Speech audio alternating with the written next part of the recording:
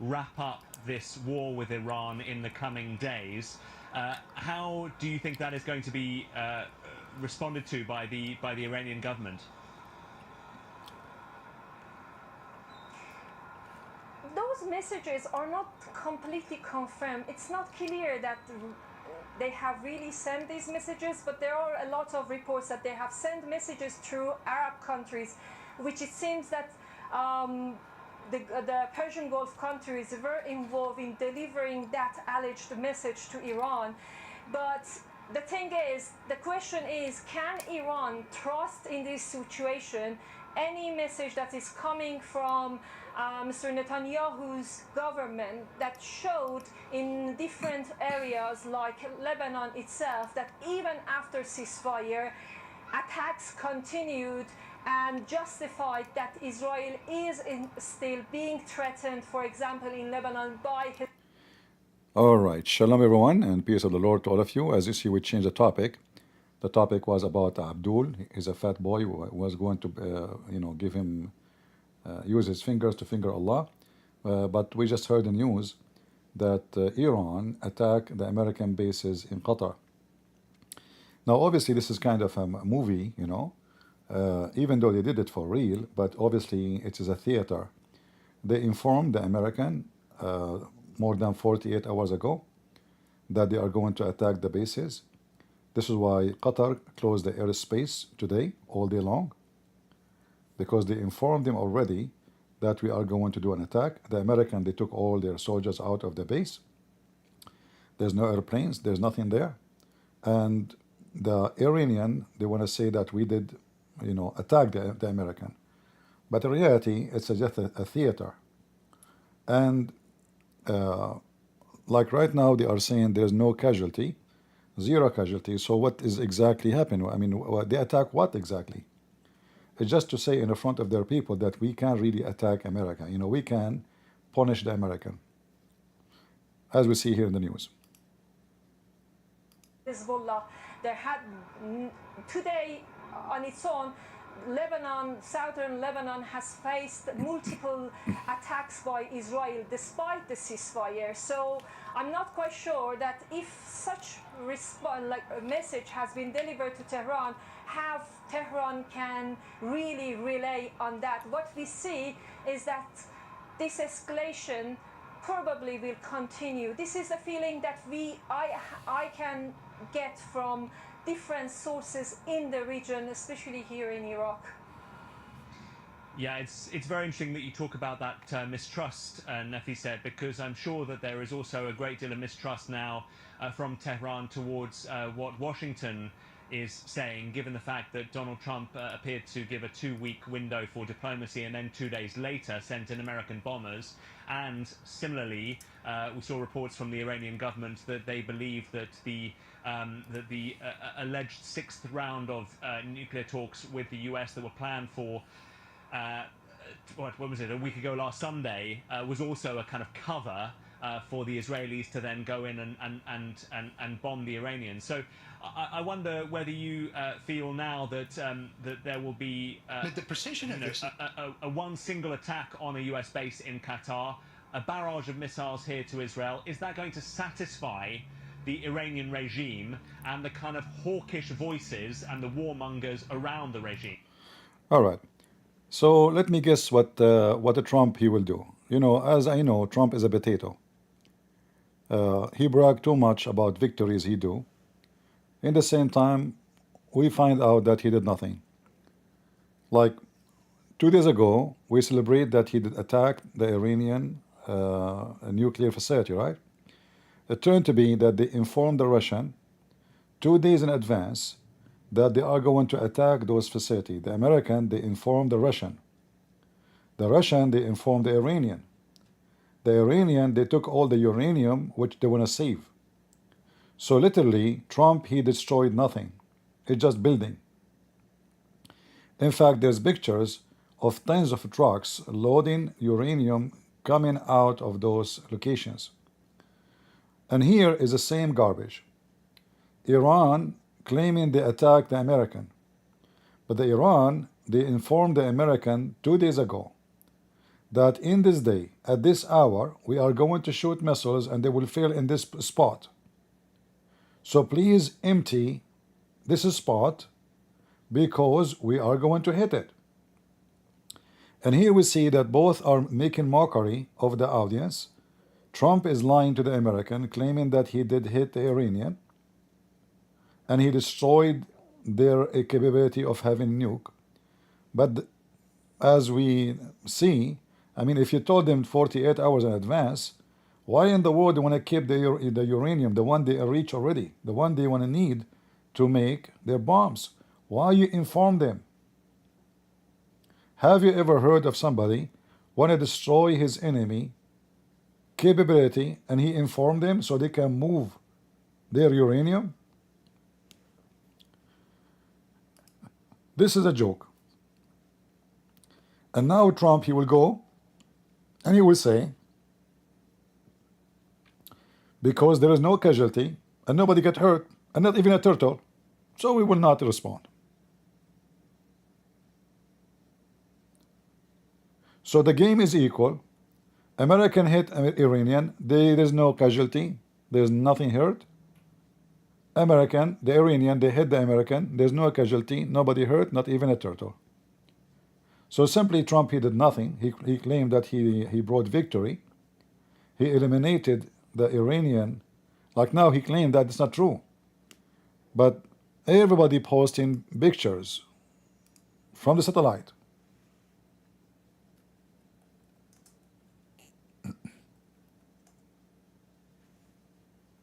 Let me show you.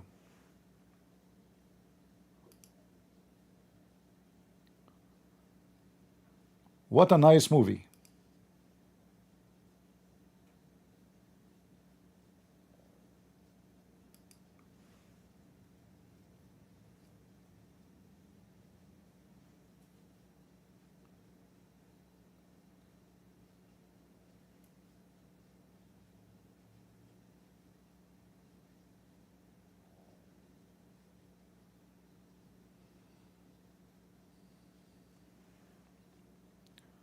Let me show you.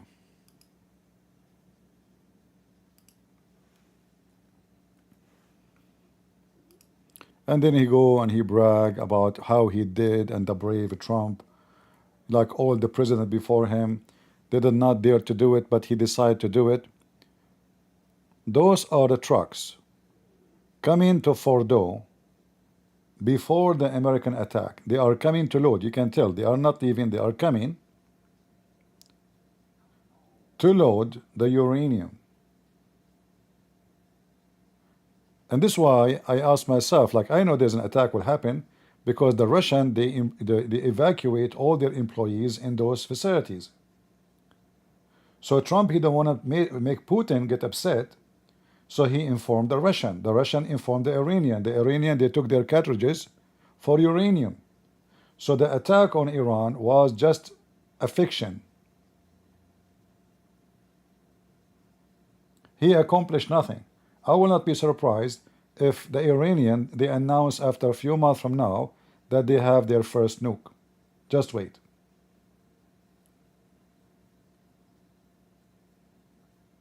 And you know, we send the bombers and you know, I mean, you told them just, you know, I mean, do you think we are stupid, you know, to keep those things there? Remember, this uranium who is enough for enrichment of 9 warhead, we are not talking about tons. We are talking about a kilogram of uranium, maybe. You know, it's not like 10 tons of. It's just a little tiny amount of uranium, enough to make nuke.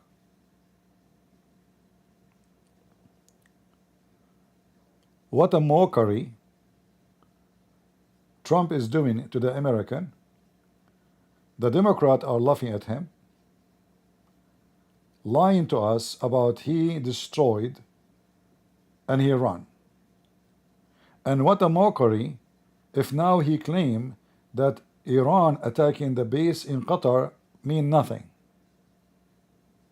And I am sure he will come, you will see, you know, until now there's no news coming from him, you know. He will come and he will say, okay, as long as there's no casualty, nobody died, not even American chicken, so we will ignore it and we don't want to escalate. So Iranian and American, they are exchanging positions in lying to their people. American lied to the people, saying we destroyed their nukes facilities. Yes, they destroyed the facility, but everything they have about the nukes there is gone. It's been transformed already out. Iranian lying to their people, saying, "Oh, see, we are beating the American. We just attack and we launch attack on Qatar." But they informed them in advance. Not a single American soldiers is in that location. They told them exactly what time. They told them what location they will hit. They told them when, how, and what kind of weapon. So we've been lied to in the news by the Pentagon, by Trump, and by the Iranian. Until now, let me see if we go to Fox News. Just wait, they will see the same. Just wait. You will see. Trump, he will say, as long as there's no casualty, there's no problem. There's no problem.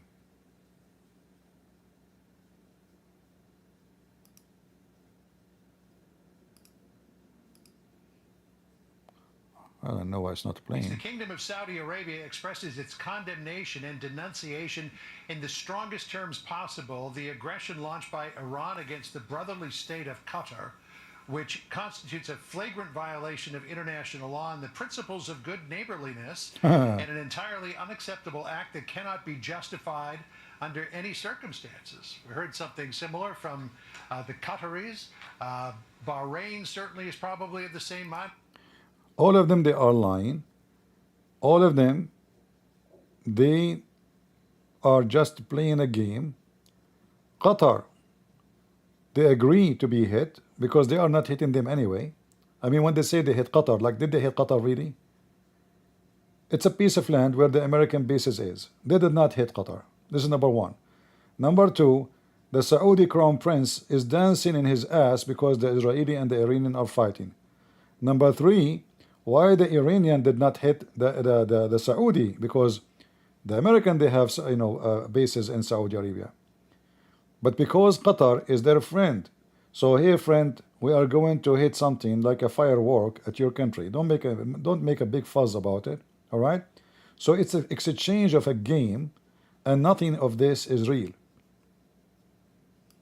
Those proxies have been mighty quiet since this all began 12 days ago. So I think Iran is increasingly isolated. I think the regime is increasingly fragile. The question is whether the Iranian people are going to be able to overthrow the regime. The regime would like to probably preserve itself. They needed to respond to this weekend's airstrikes by the U.S. military. They could not let that go unanswered. This answer came rather quickly in the.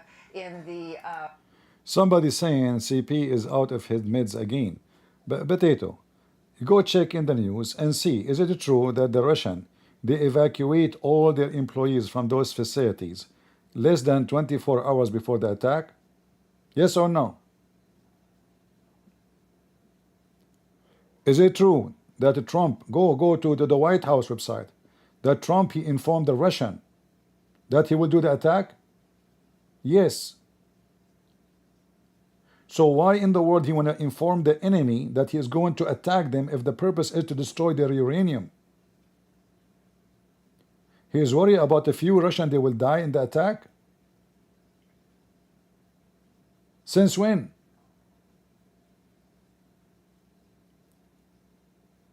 And how we can destroy what they have by telling them to move it. So here we go. CP is out of his mid, but this is in front of you. Those are satellites. They brought tons of trucks to move uranium from outside the facility a day before the attack. Question, why the American and the Israeli did not hit those trucks?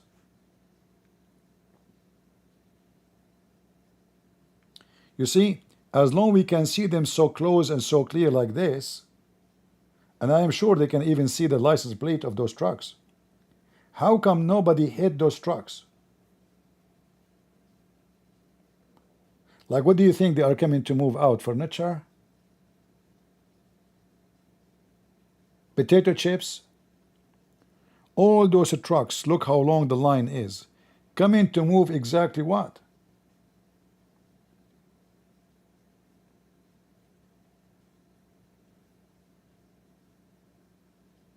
So claiming victory, the only one doing a good job is the Israeli. And I think Netanyahu, he did not dare to say, well, Trump, he did nothing. He cannot make him upset. So he praised him, amazing Trump, wonderful, wow, we thank you, President Trump, you did amazing. But in reality, he did nothing. Who care about destroying the building?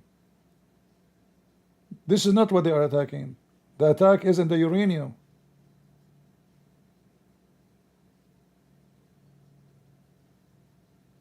Right? How in the world they saw all those trucks are coming? Neither the Israeli, neither the American, they hit them. How come they saw them leaving? Nobody hit them. I mean, this is the easiest target.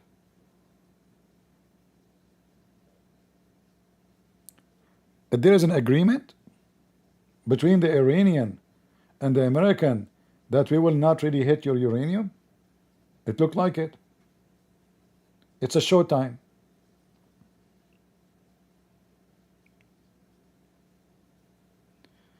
Iran attacked the USA base in Qatar. My friend, don't you see? I changed the title. Did not change yet? Ah, hold on. I don't know why this title did not change. Okay.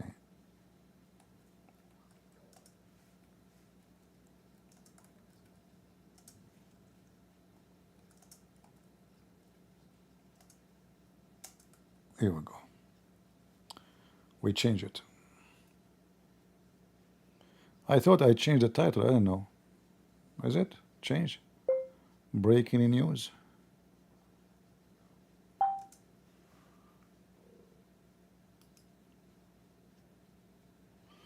All right.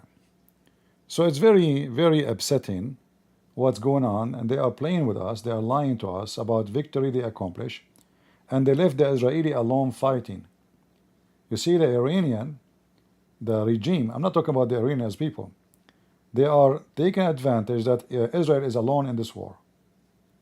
Trump now, he claimed all the credit, like we destroyed and we blah blah, but in reality he did really nothing. The movie, the James Bond movie we saw about the bombers flying 47 hours, whatever, is a joke. First of all, they did not go from all the way there. Obviously, they fly from Qatar. I mean, who in the world wanna believe that they flied all the way from Minnesota, all the way non-stop? What kind of pilot he can fly that flight 47 or 37 hours without sleep?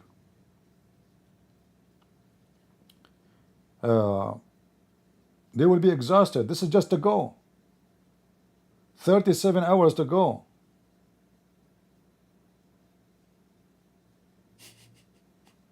You know? So they are playing us, both sides, and everyone claim to be victorious.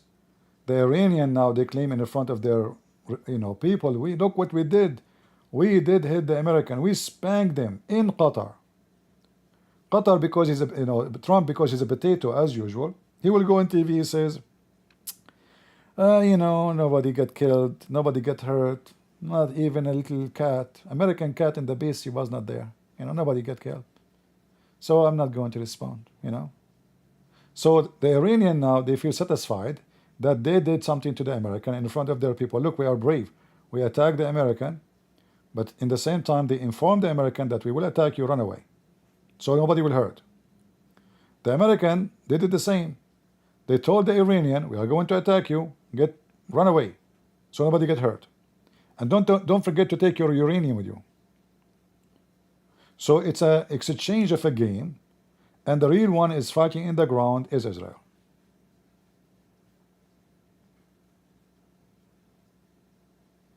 That is the truth.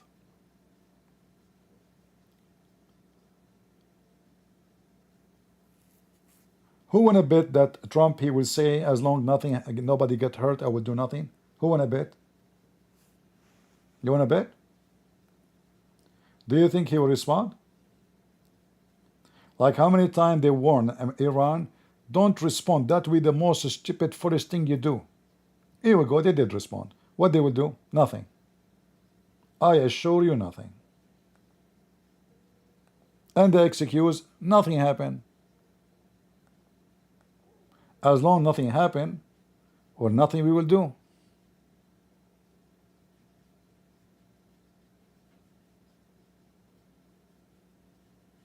Right? Hosa Hola, he is saying, a CP gonna start worship the Israeli people as if three gods wasn't enough.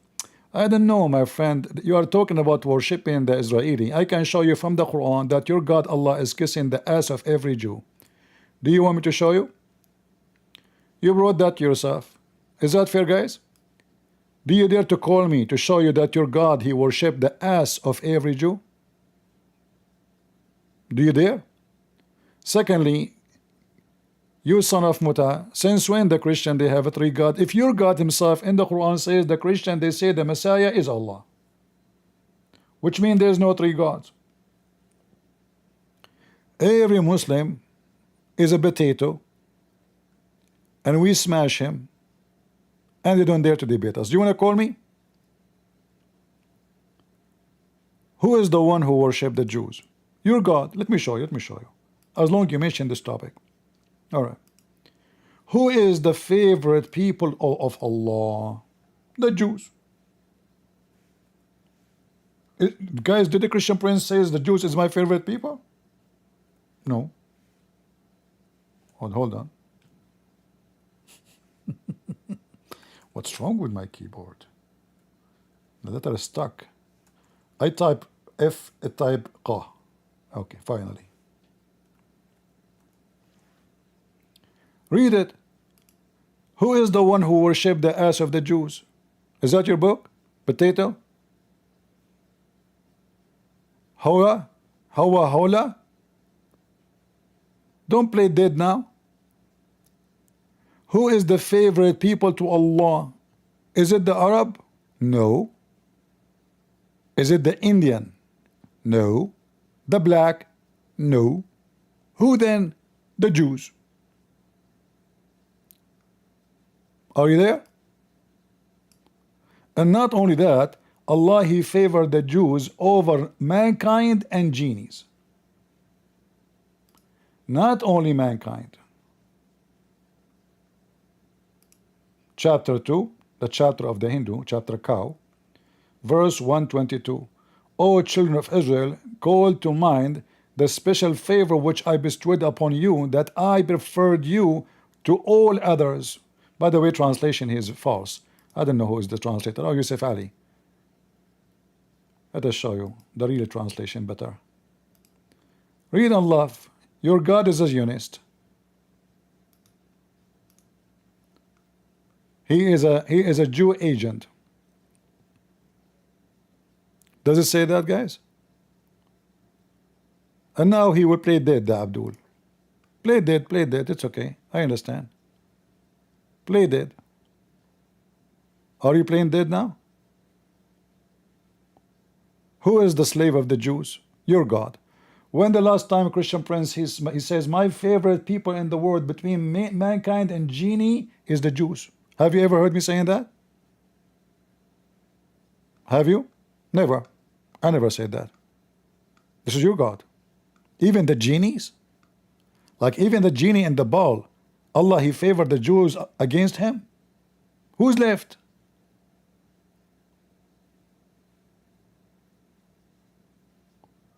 Yeah, now he hide, like, the lizard who converted to Islam. I mean, the lizard is the enemy of Allah who tried to burn Abraham, but then he converted to Islam after he died.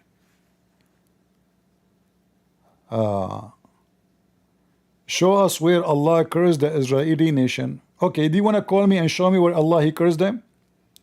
Guys, just to show you how stupid this religion is. This guy trying to convince us that Allah, he cursed them. So he favored them, he was wrong.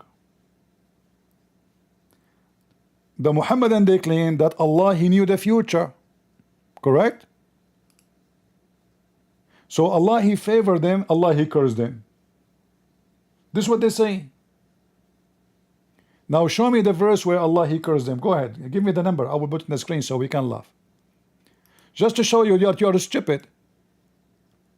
Allah did not curse all the Jews. According to the Quran, a group of the Jews, they were fishing in Saturday.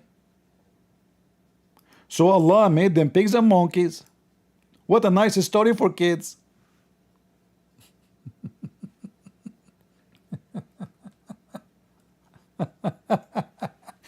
Did you watch Mickey Mouse? This is the Quran. So Allah, he told the Jews not to work in Sabbath. Allah, he made the fish only come and play ballet in front of them in Sabbath, and they disappear the whole week. The people, they get so hungry, they have kids to feed. So Allah playing games.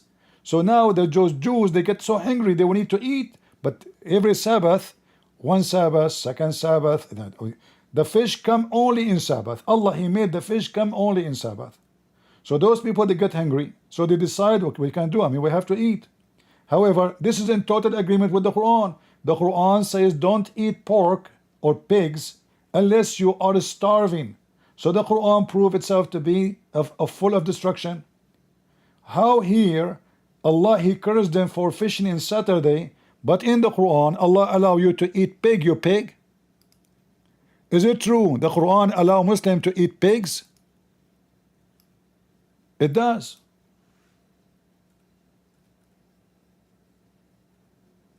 Read it. Huh.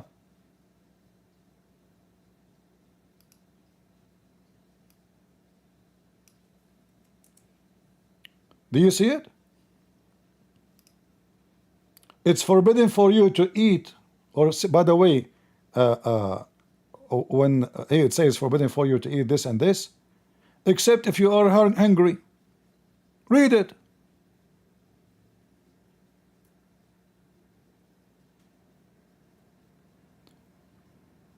But if you are starving from hunger, there's no problem. So do you see the contradiction of the stupidity of the Quran? How come Allah, in those verses here, he made the Jews pigs and monkeys for fishing in Saturday because they are starving hungry? But yet here, Allah have no problem to eat pig even though you are a pig. And I don't know why pigs eat each other. By the way, I can show you from your books that you can eat Muslims. Do you want to challenge me? Do you want to call me, challenge me? I can show you that a Muslim, he can eat a Muslim.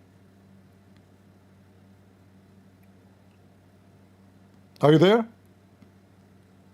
Now don't forget to explain to the people about this cartoon, how stupid it is, that your God is willing to make somebody a pig and a monkey because he's hungry and he fishing Saturday, but he will not make Muhammad the rapist a pig and a monkey because he raped children. Which one is better a crime? Or more aggressive a crime? The one who raped children, the thief, the liar, the deceiver, the killer, or the one who fishing Saturday to eat? Huh, Abdul? Come here, come. Do you want to come? I mean come with O, not you. Because I know you cannot come. Your prophet, he could not come. I can show the reference. He said, I was the weakest person in booming in the world. And then I invoked my Allah and he sent me a dish of shish kebab. I ate it and I get the power of 40 men. And each time I want to have sex, Allah, he sent me the dish of shish kebab in less than 15 minutes. So, which means Allah could not even fix it. So Allah, he sent them a dish each time he want to do boom boom. All is a fiction, stupid stories. And you are talking about Jewish worshipping. Why your God, he cares so much for Sabbath, but you Muslims don't follow Sabbath? How come this God, he want to kill you, he want to make you pig and a monkey for breaking the Sabbath, but you don't make, let us say, the Friday. How come the Muslim, they can work in Friday? And Allah is not upset. Where is the forbidden day in Islam? Which day is a forbidden day? Let us say, for the sake of argument, Okay, Allah He chosen for the Muslim Friday. Why it's not a forbidden day? Are you there? Potato.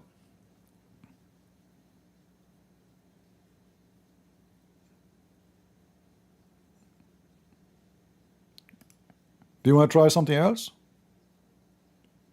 Just throw something at me and take your destiny. By the way, you Muslim believe in destiny, so if a Christian prince he finger your God, it was a destiny. Don't be upset from me. Don't you believe in destiny? Huh? It's a destiny, my friend, that there is a guy, he will be born, his name is a Christian prince, he will wipe the floor of Allah and Muhammad with his butt. Don't be upset from me. It's all destiny made by Allah. Is that right?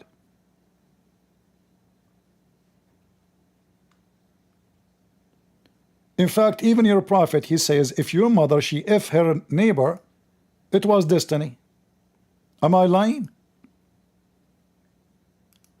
Like your father go to work, your mother, she is staying home, but she is horny, and your father cannot do it like Muhammad. Allah, he wrote in her vagina, as Muhammad says, the name of every man will if her. And look what your prophet, he said, that every Muslim, verily Allah has fixed the very portion of adultery which a man will indulge in which he of necessity must commit. Yep, yeah, this is a necessity. Yeah, must commit. You can't choose. It's not a choice. So your mama, she go to the neighbor, she tell him, do you want to have some breastfeeding for adult? We start at the breastfeeding, okay? If I like it, we go for more. And then after she do that, she read this hadith to her husband. She said, it's the destiny. It's not my fault. Allah, he wrote it for me. It is written in my vagina, the names of all the men will sleep with me. I can show the reference. Potato. If you like to call me, let me know. And you can open the camera and show me the names of written in your vagina. I want to examine if the prophet telling the truth, that really Muslim women written in their vagina the names of all the men they will sleep with them. Prove it. Who is a Muslim willing to prove it? We can use magnifier. Be sure that your wife, her stinky vagina don't smell. You need to zoom in.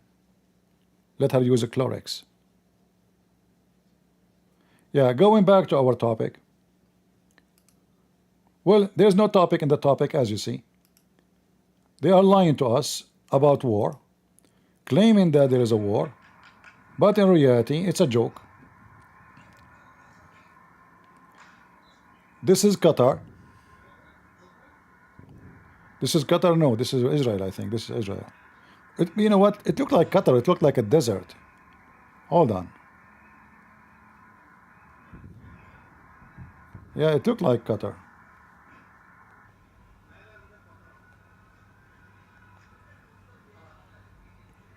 And why the Americans shooting the missiles if those are just empty, anyway? Same day. Why you are shooting it? What is the point? If there's nobody there.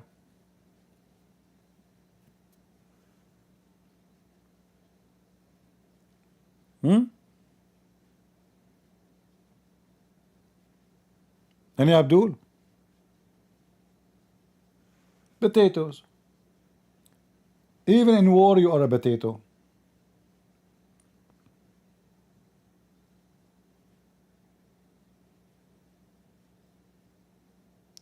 And now Christian Prince, he is beating the hell of you. What you will say? You will blame the Jews. Just face it, face it. If a Muslim man, his penis did not work, he blamed the Jews. How I can think about sex, honey? Do you see what the Jews, don't you see the news in TV? But what your penis have to do with the Jews? Can't you like take a break for 15 minutes? For 15 minutes, please, can you? Focus here, focus. Oh no, I cannot, look what the Jews are doing with the Palestinian. Do you see what they are doing with the Palestinian? What they are doing with what you have to do with the Palestinian? You live in Qatar, you idiot. What your penis have to do with the Palestinian? Go check how much Viagra they buy every year. I mean, even your penis is not fixed by Allah, fixed by the American product. Even their women, they buy Viagra. Shall I show you the reference? Even Muslim women, they buy Viagra because they have no desire for sex.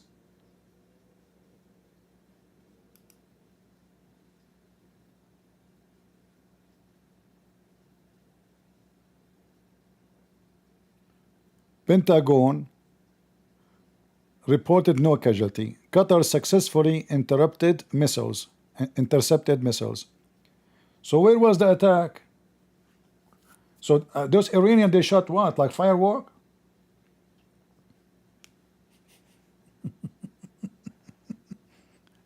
Not even one missile fell in the ground?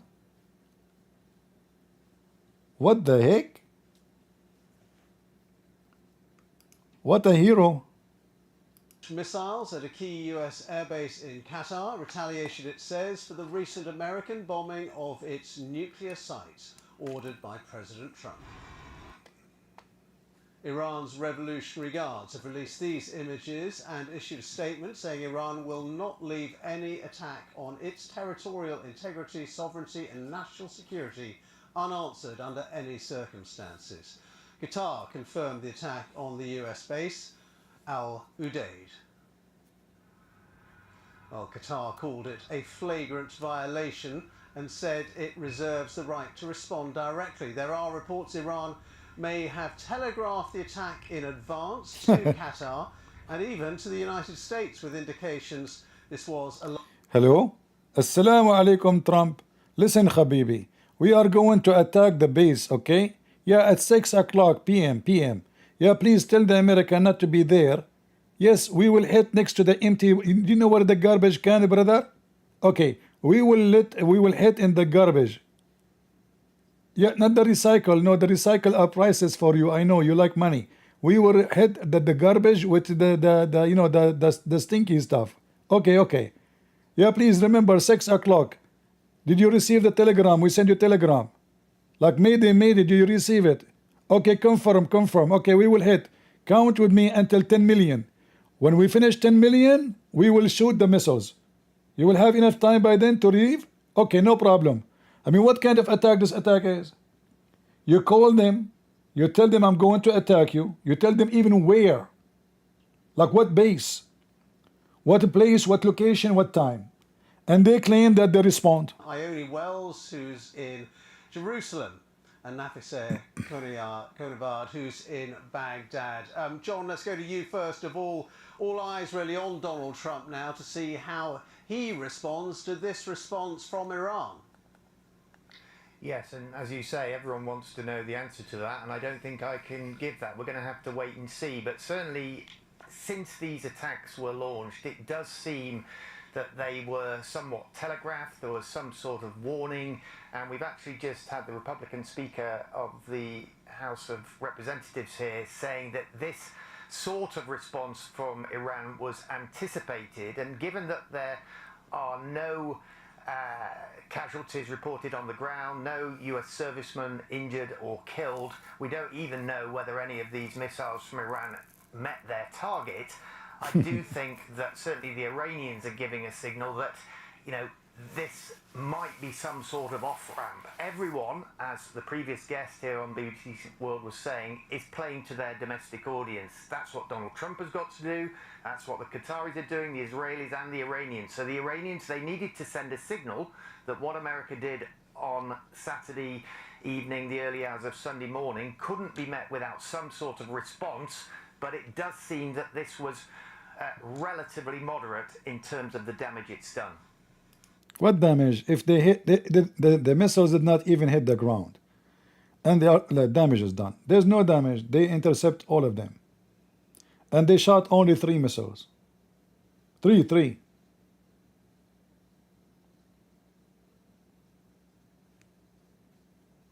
What kind of brave people those people are? For me, if you ask me, I hope Trump, he will respond to them and wipe the floor with them. But based on what I know, Trump, he have a lot of problems, and he like to celebrate victory without being victorious. So now he will claim, yeah, they did nothing, they hit nobody. The same what happened last time when he killed Suleiman, you remember? The Israeli at that time, actually, they hit and they injured many American soldiers. Still, he did nothing. And he went in TV, he says, as long nobody die, we will not respond. Hi. Potato. So the Iranian, they knew the nature of Trump already. They knew he's a show boy. He liked to show off. You know, look what I can do. Like, I'm the hero. Praise me, everybody. Hey, Netanyahu, look what I did. And then we check in reality, we find that none of this really happened. And if what all the news is saying, that the nuclear facility were emptied before the attack, that means Trump really is lying to us. And look, those pictures are taken before the attack. Trucks are coming to unload, to load all the cartridges, which is the important ones. I don't think they can unload them all, but they will take the important ones out, you know, as simple as that. And if you can't tell me why those trucks are coming to this place, guess maybe they want to move the cafeteria from inside. They are worried about the coffee machine, huh? Maybe they want to take the toilet seats from the building because they are expensive, made in Germany. So the American, the Israeli, they saw all those trucks and nobody attacked them. Why? And you know, when you see a satellite zooming like this, that means somebody is watching non-stop, correct? So there is no way journalists, they see this, but the American CIA and the intelligence of Israel are not seeing those trucks.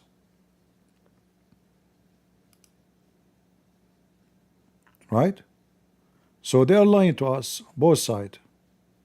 American, Israeli, and Iranian. Netanyahu, he don't dare to say to Trump, you did nothing. So he praised him in TV, wonderful, amazing, you are the brave guy, thank you very much, President Trump. You made history. But Trump, he did nothing, as you see. They took all. And the Iranian are actually, I laugh at them in the beginning when they said that we took all the uranium off already. I laugh at them. I said, you stupid, you should not say that, because now they will attack you. You just said you move it. That means that the mission is not over yet. But obviously there's an agreement between them. There's something they see in TV, and there's something behind the screen. Trump and Putin, they agree, okay, hit the building, we take the uranium, we move the Russian employees from those facilities, you claim victory, we have party, everybody is happy.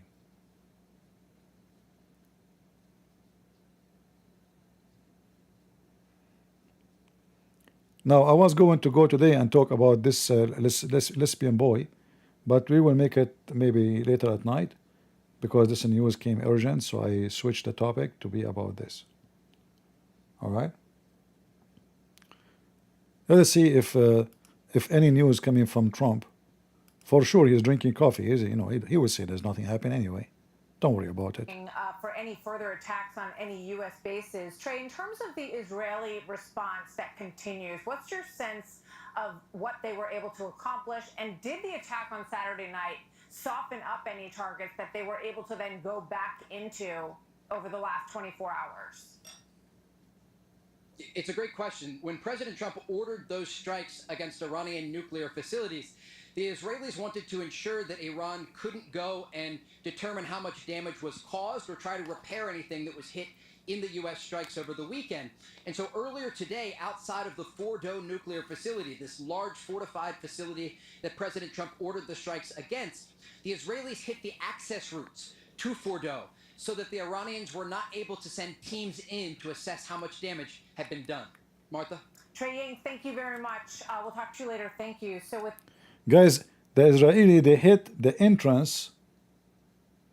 So how it's destroyed and now the entrance still safe?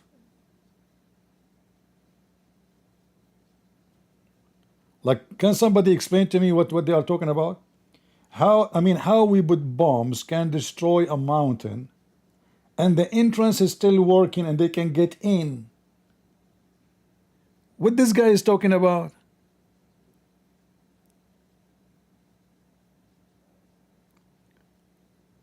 So did we destroy the building? We keep the entrance, and then the Iranian, they will go inside the entrance and they will take, and from the entrance they will take everything. What the heck is that? Do they even listen to themselves when they talk?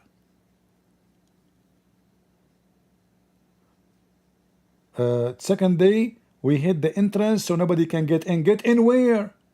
I thought you destroy it.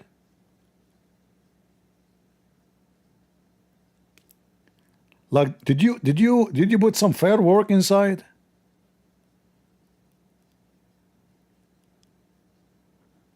What do you mean get it wrong? He just said, we hit second day, we hit the entrance so they cannot get in and assess the damage. Does that mean it's still safe? How you can get in? Like imagine you bomb them with 6 bombs. 6, not 1. Each one of them tons of explosions. And then they can get in?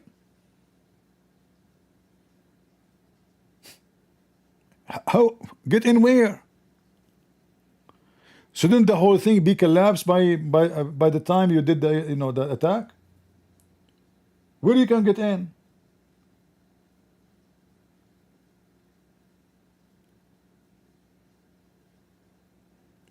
There is something not right in what they're saying.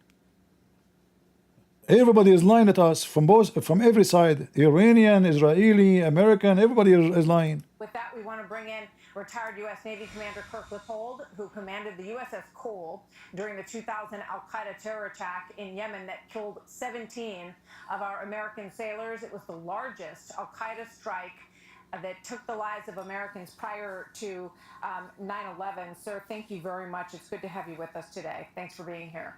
Thank you, Martha.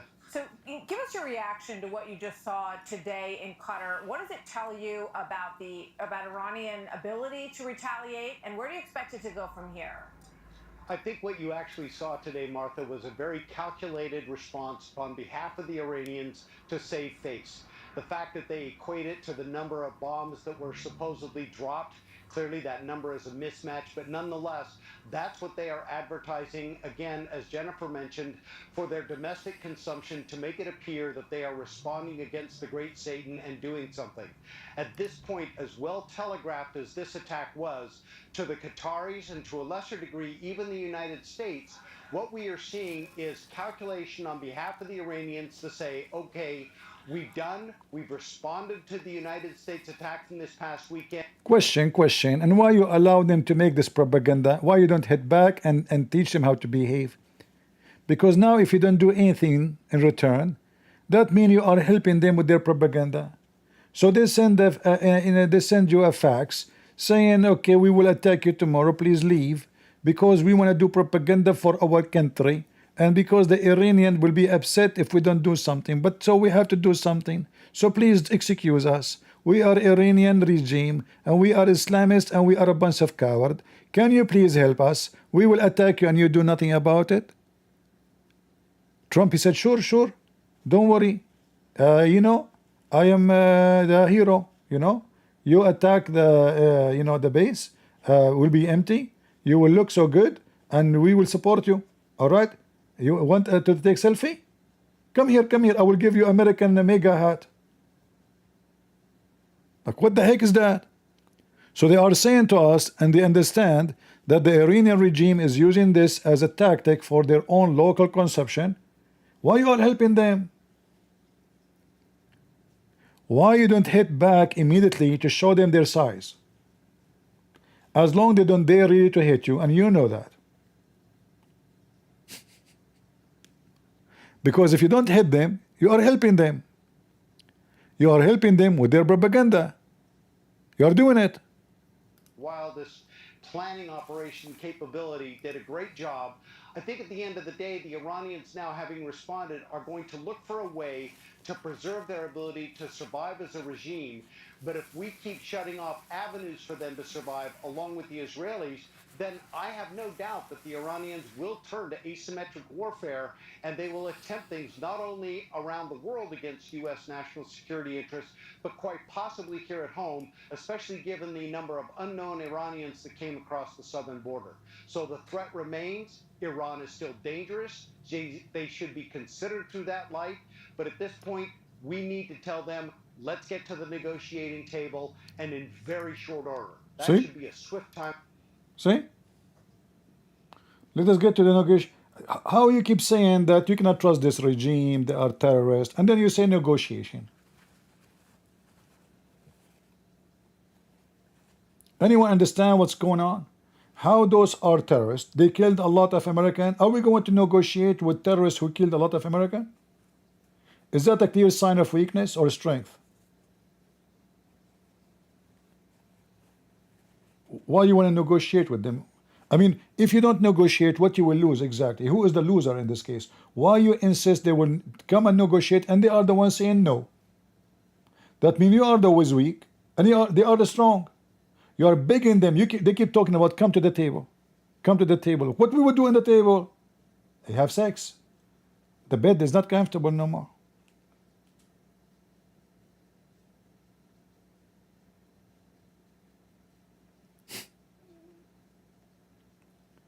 What does it mean to bring them to the table for negotiation? About what? Why you don't like? Because if you bring them to negotiation, that means you have to lift the sanctions. That means you have to support them. Leave it as it is. Let them in the corner forever. Nobody can buy their oil. Nobody can do business with them. Nobody can support them. Nobody can sell them. Nobody can buy from them except the two beasts, the Russian and the Chinese. Why you want to negotiate? About what exactly you want to negotiate?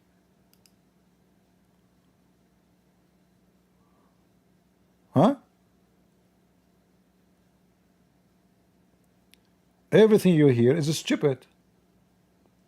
And look, how many days ago, from the beginning, from the first day, I said the Israeli, they should hit the electric grid of Iran. Guess what? The Iranian, they hit the electric grid of Israel.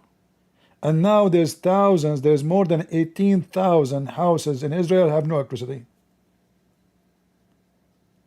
And until now, the stupid Netanyahu did not hit their electric grid. So in Israel, there's no electricity. In Tehran, they are playing games.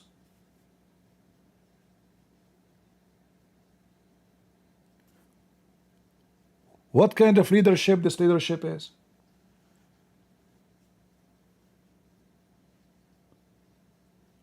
Why you allow your enemy to have electricity? They are hitting your villages, your cities, your towns, civilians, hospitals, and you are worried about destroying their electricity?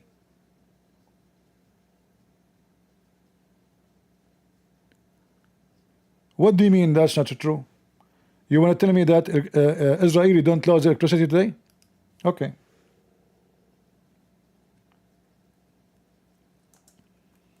Shall I show you? Not true, not true.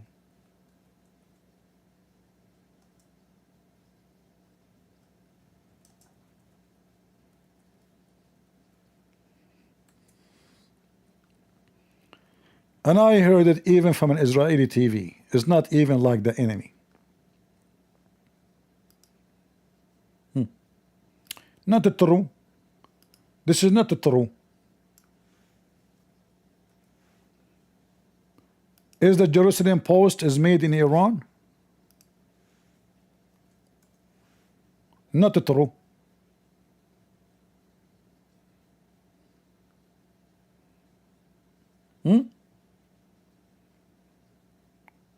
This is not true, okay?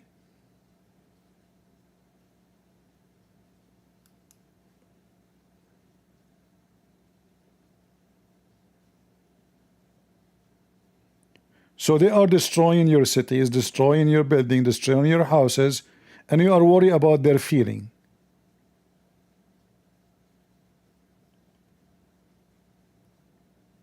You cannot win a war in such a way.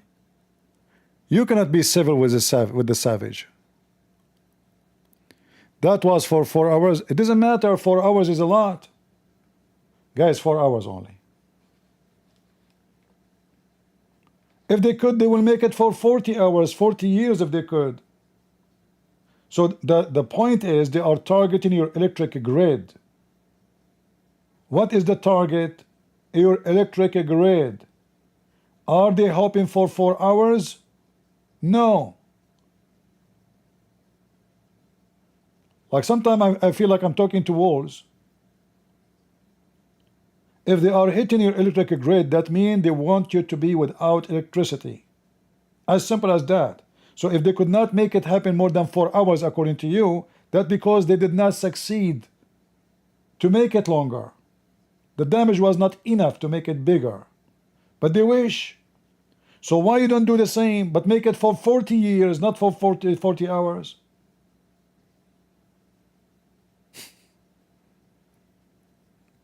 Are you following with me, guys?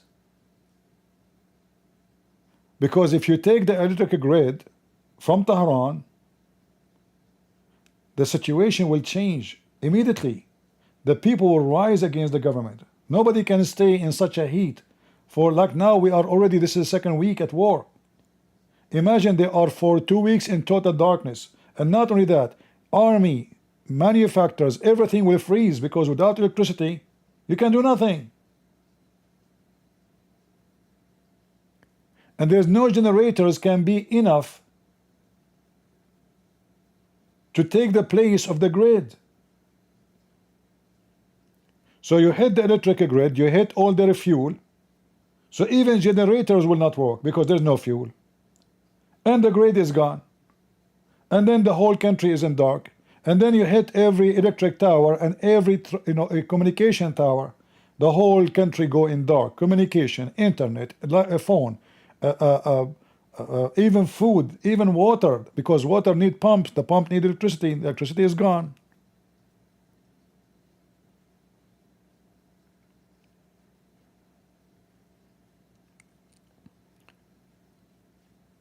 Neither in America, neither in Israel, there is really a good leadership for war. I appreciate the Israeli army. They are very powerful, very, very powerful and very professional. Remember, I'm not talking about the Israeli army. Because Israeli army, they take command. They don't choose their target. If they say to them, hit this, they hit it. Don't hit it, don't hit it. So the Israeli army, they are doing an amazing job as a military, as Air Force. But the leadership is a bunch of potatoes. They wanna do a civil war, you know? Civil war doesn't work with the savage. Like Hezbollah was bombing them, bombing their houses. And then the Israeli, they call Hezbollah. Assalamu alaikum, Habibi. We are going to hit the square number, etc., the address of etc. Please tell all the civilians to leave. And then the terrorists leave with them. The terrorist and the civilian, they leave. How you can win a war like this? Like imagine the Abdul, they want to kill a Christian Prince. Abdul, he called a Christian Prince. Assalamu alaikum, Christian Prince. This is Al-Qaeda. We are going to some mujahideen to shoot at your house. Please be sure you are not there. All right? Yes, we will be there after 7 o'clock. Okay. Please, again, between 7 and 10, be sure you are not there, because our soldiers will come to your house and shoot at you. All right? Because, brother, we don't want to kill you, okay? We want to be sure you are fine. Have you ever heard of a war like this?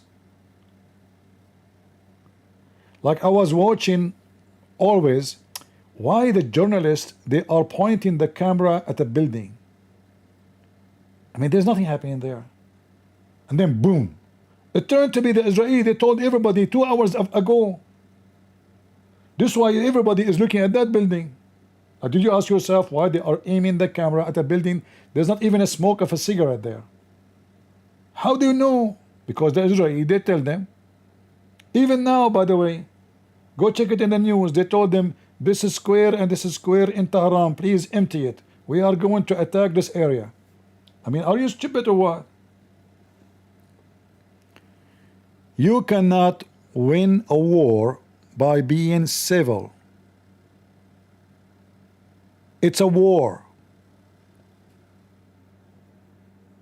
Do you know what war mean?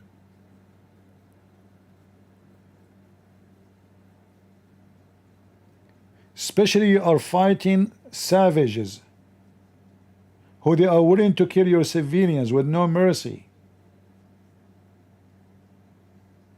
And I am not encouraging, by the way, to hurt civilians, but you cannot win the war by doing what you are doing. Either winning the war is more important or hurting the feeling of some is more important. Which one? Choose it. Right? Until now, Trump is nowhere to be found. Trump is playing golf, I guess. Where is Trump?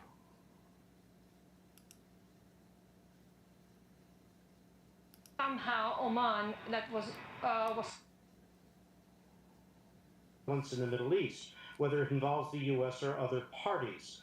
I think this was an attempt not only to close the issue of the enrichment program and bring the Iranians to the table if at all possible, but also to close that other cycle of violence going on.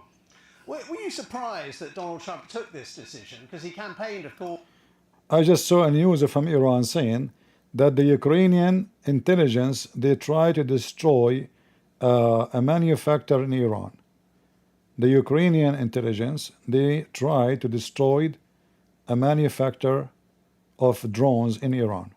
And they are saying they were able to stop the attack. This is the Iranian regime news, which need no witnesses, because, you know, Allah is our witness. Yeah. Let us see here the blah blah. Strait of Hormuz or attack, oil shipping, spike oil prices, engage in cyber warfare. This seems to be among those options, one of the more limited options. So if in fact the United States comes away from this saying like, okay, it's time to maybe cool temperatures here, it remains to be seen. The president was supposed to have a meeting today at 1 o'clock with his National Security Council.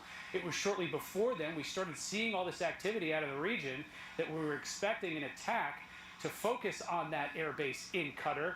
That's when it happened. We'd heard the Secretary of Defense, the Chairman of Joint Chiefs of Staff, had gone down to the Situation Room without the President of the United States, where he was expected to join them later on in the day. So question remains is how the U.S. is going to play this from here, if we expect anything more from Iran, and whether the Trump administration feels like there is more to be done, perhaps reopen negotiations to try to get a longer-term agreement when it comes to Iran's nuclear program. President saying it's been pretty successful. We'll see if we get more information to that effect coming up. All right, Rich, thank you very much. Rich Edson at the White House. And Iran's supreme leader, the Ayatollah Khamenei, reportedly stating on social media moments ago, quote, "We didn't aggress anyone, and we will not accept any aggression from anyone under any..." Yeah, they don't aggress anyone. They want to kill the Jews. They attacked synagogue in Argentina, killed more than 200. They killed 250 American in Beirut. They killed people everywhere. They killed tens of thousands of Muslims, Sunni, in Syria. And we did not aggress against anyone. I mean, their crimes is endless. Not to forget to mention that they are the biggest drug dealers in the territory, if not the whole world. And we did not do any aggression against anyone. Yeah. But anyway, I'm very sure that Trump, he would do nothing about it. And he will let it go. You see, if a Trump is a strong leader, as he claimed, he will respond and show them their size. We know that Iran with Israel they are not even match.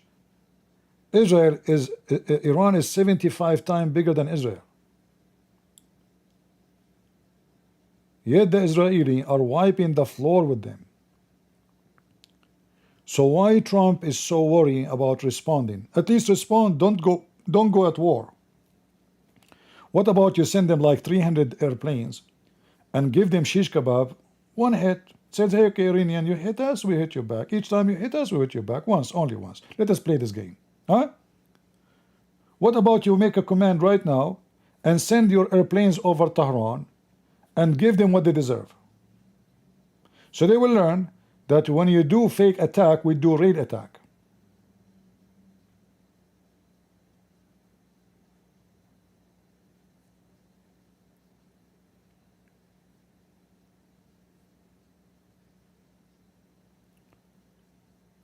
You notice here how the Iranian, they don't really care for America. Even they knew America is powerful. The reason for that, they knew that the leadership in the West are weak. They will do anything to avoid war. And when your enemy, he sense, it's like, you have a dog. A dog will go crazy on you because he smell your fear. If the dog is intimidated, he will sniff like a cat, he will become, because intimidated now. If he feel that you are afraid, the dog will act like a lion. And this Chihuahua, the Iranian regime, he can sense the fear of the Western. They don't want to go to war. And this is why he's acting like a lion, even though he is not even a Chihuahua. So it's not the fault of Iran to act in such a way. It is the fault of those Chihuahua in the Western command. Those Chihuahua, they are sitting in the top of a massive lion. It is not the problem the lion. The problem is the Chihuahua in the top. So America is a massive lion, can eat every lion around it. But we don't have a real command. They are just doing politician and politics and business. Come to the table. All what Trump is worried about now is how we can be busy with something else. We want to make money. I don't want to be busy with this. They understand him very well. The enemies, they understand Trump very well. He is a businessman. He will not go for war. He is against any war because war means business is no good for him at least. But we are not for war too. But that does not mean we let those criminals get away with their action. You have to spank them hard. You have to show them what America can do. Now they act showing disrespect. You are the superpower, not them. Yet they are acting as they are the superpower and you are the opposite.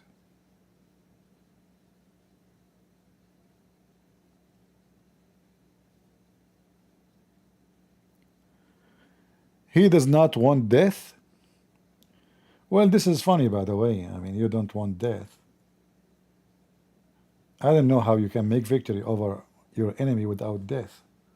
What, you wanna kill chicken only? So why you have army?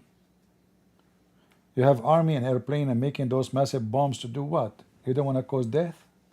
So what do you want to cause? Fever? What exactly that mean?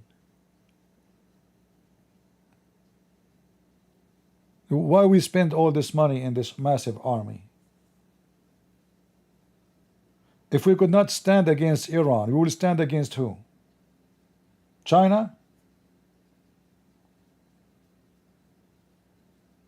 If Trump is afraid to go in conflict with Iran, how he can save the ass of Taiwan from the Chinese tomorrow?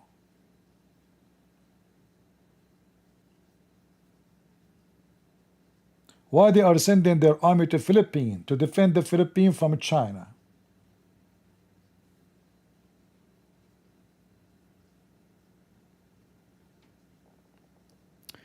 The Israelis spit on the prophet Jesus. Why do you defend them? Lala Queen, thank you for saying that. That means your prophet is a liar, because according to your prophet, nobody can do that to Jesus. So what you are saying to us, Queen, that your prophet, he lied about the story of Jesus being in the cross. Thank you very much for confirming that the story in the Bible is true and Muhammad is a liar. That is a good point you made. Secondly, Jesus in the cross, he said, forgive them, Father, they do not know what they are doing. So if Jesus loved them and he forgave them, why you hate them? Number three, you Muslims, nobody spit at Jesus as you Muslims. You made fun of his Bible. You kill his followers. You burn his churches. You rape the Christian women. And the Jews spit at Jesus?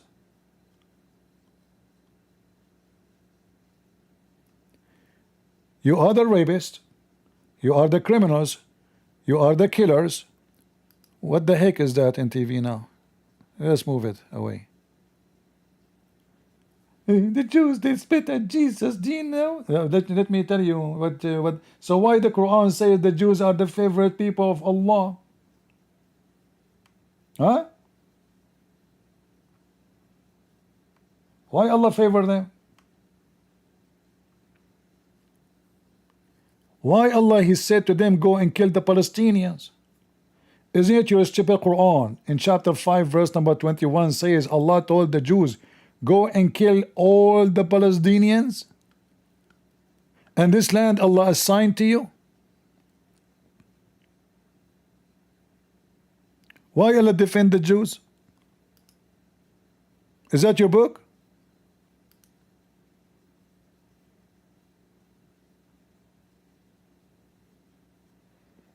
Is that your book or my book?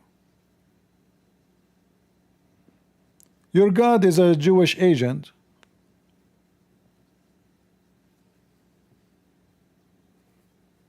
Same time, we as a Christian, we understand very well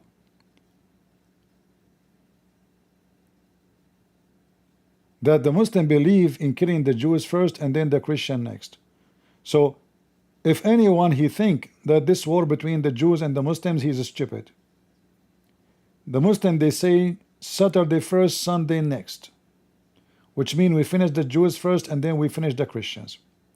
So only foolish people, they say this is not our business. You are next. In fact, they were first for centuries, but since Israel is back to exist, now all the Muslims are busy with Israel. If there's no Israel, let us imagine for a second there's no Israel. Where is Iran will be hitting right now? What is the target will be? Rome, France, Italy, huh? America. Isn't it you Muslim, you say Islam will dominate the world and we will control and will do jihad? Isn't it your faithful prophet says, I've been commanded to kill all mankind until they convert to Islam? So only naive people think that this is a war between the Jews and the Muslims. This is between the Muslims and all mankind, because the Muslim believe that all mankind should surrender to the filthy Muhammad and his penis.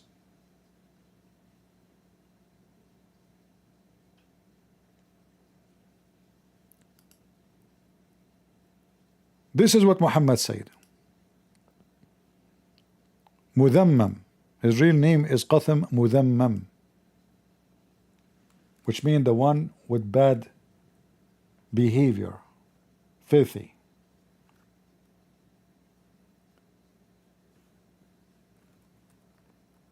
I was victorious by terror.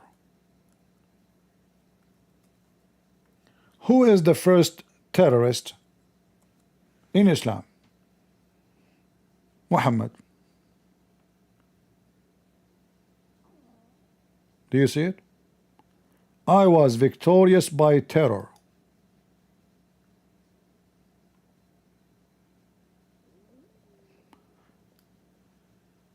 Terror is the way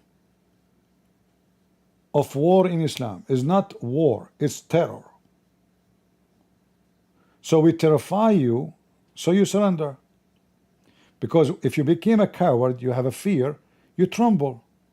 You don't want to fight. I cannot make it with those terrorists. This is the whole idea of terrorism. And Muhammad is the first terrorist. His God is a terrorist. In fact, even inside the Muslim family, terrorism practice. The man, he beat his wife to do what? Why the Quran chapter 4 verse 34 says beat your wife? To practice terrorism. Huh?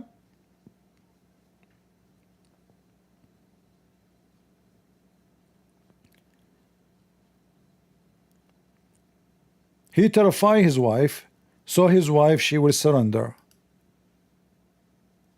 Terror is the essence of Islam. And we fear nobody. And we will wipe the floor with your prophet and your terrorist. It's not their fault, by the way, that they are terrorists and they are getting away with it, but it's the fault of those so-called leaders who they do nothing about it.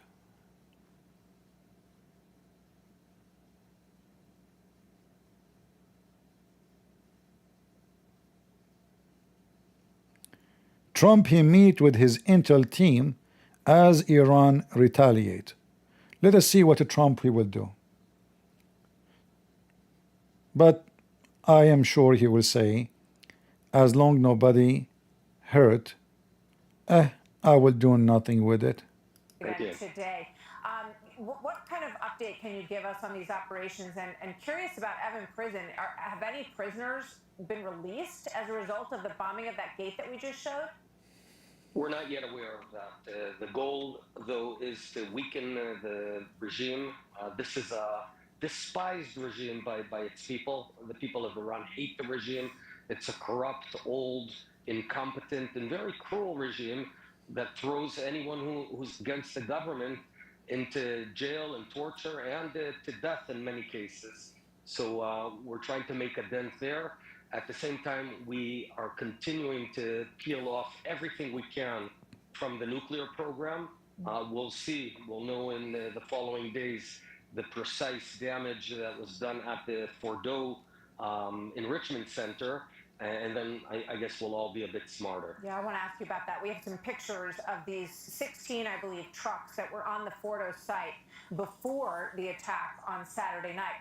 And they appear to be taking, loading something up and taking it out of the area. We understand that there are 900 pounds of enriched uranium in this facility. Do you think that it was taken somewhere else? And was the IDF able to find that location? Look, we should assume that Iran did everything they can to hide it in all kinds of secret places. At the end of the day, it's not a huge thing. Uranium is a very condensed material, so you can hide it in caves and tunnels, etc., etc. See? And we also need to be aware that when you take highly enriched uranium and you pour it back into centrifuges for a bit more spinning, you reach the 90% line, which is very dangerous. So we're going to have to see how many centrifuges are left, how much enriched uranium there is, so we can assess how far back have we pushed them. How likely is regime change in Iran from where you sit? It's very difficult to know because it's a chaotic thing, regime change. We saw it in the 90s, end of the 80s in the Soviet sphere, in Romania, in Poland, in the Soviet Union, etc. Very hard to know in advance. And I would also say that we know that Iran is turning off the internet, so it's making life very hard for folks to organize big demonstrations and protests. I think we should be doing everything in our power, we being Israel and America, to allow people to communicate with each other in Iran using Starlink, other sorts of devices. Point. We saw what Starlink did in Ukraine to help that situation, and certainly the Iranian people want to be able to get information, but the regime wants to make it look like they're fighting back at the moment and probably not let people know that it's unsuccessful. As you heard, this is the previous Prime Minister of Israel. He said, well, those uranium are very easy to carry, and he's right. because the enriched uranium is just like a small amount of uranium. It's not like you don't even need a truck. You know, we are talking about a kilo, 2 kilos, something like that. It's not something very heavy, like massive in matter. So they can hide it easy. They can put it in apartments even. They can put it in a storage. They can put it in a warehouse. They can put it inside the kitchen, you know. The only problem they have is how to move those materials safely. And as long they have scientists, and I'm sure they have the equipment to do it, you know, why not? They are prepared for war, and you know, they are. Trump is talking about we will hit it for a long time. So I will not be surprised if they hidden everything is in danger for them and they put it in a safe place.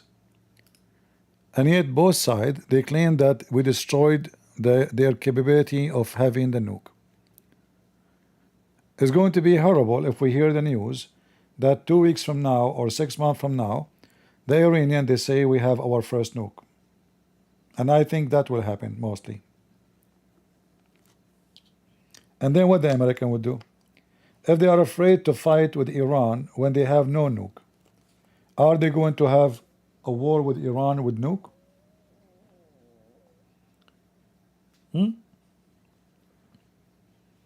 They have no nukes now. And yet Trump is counting to 1 billion before he do hit.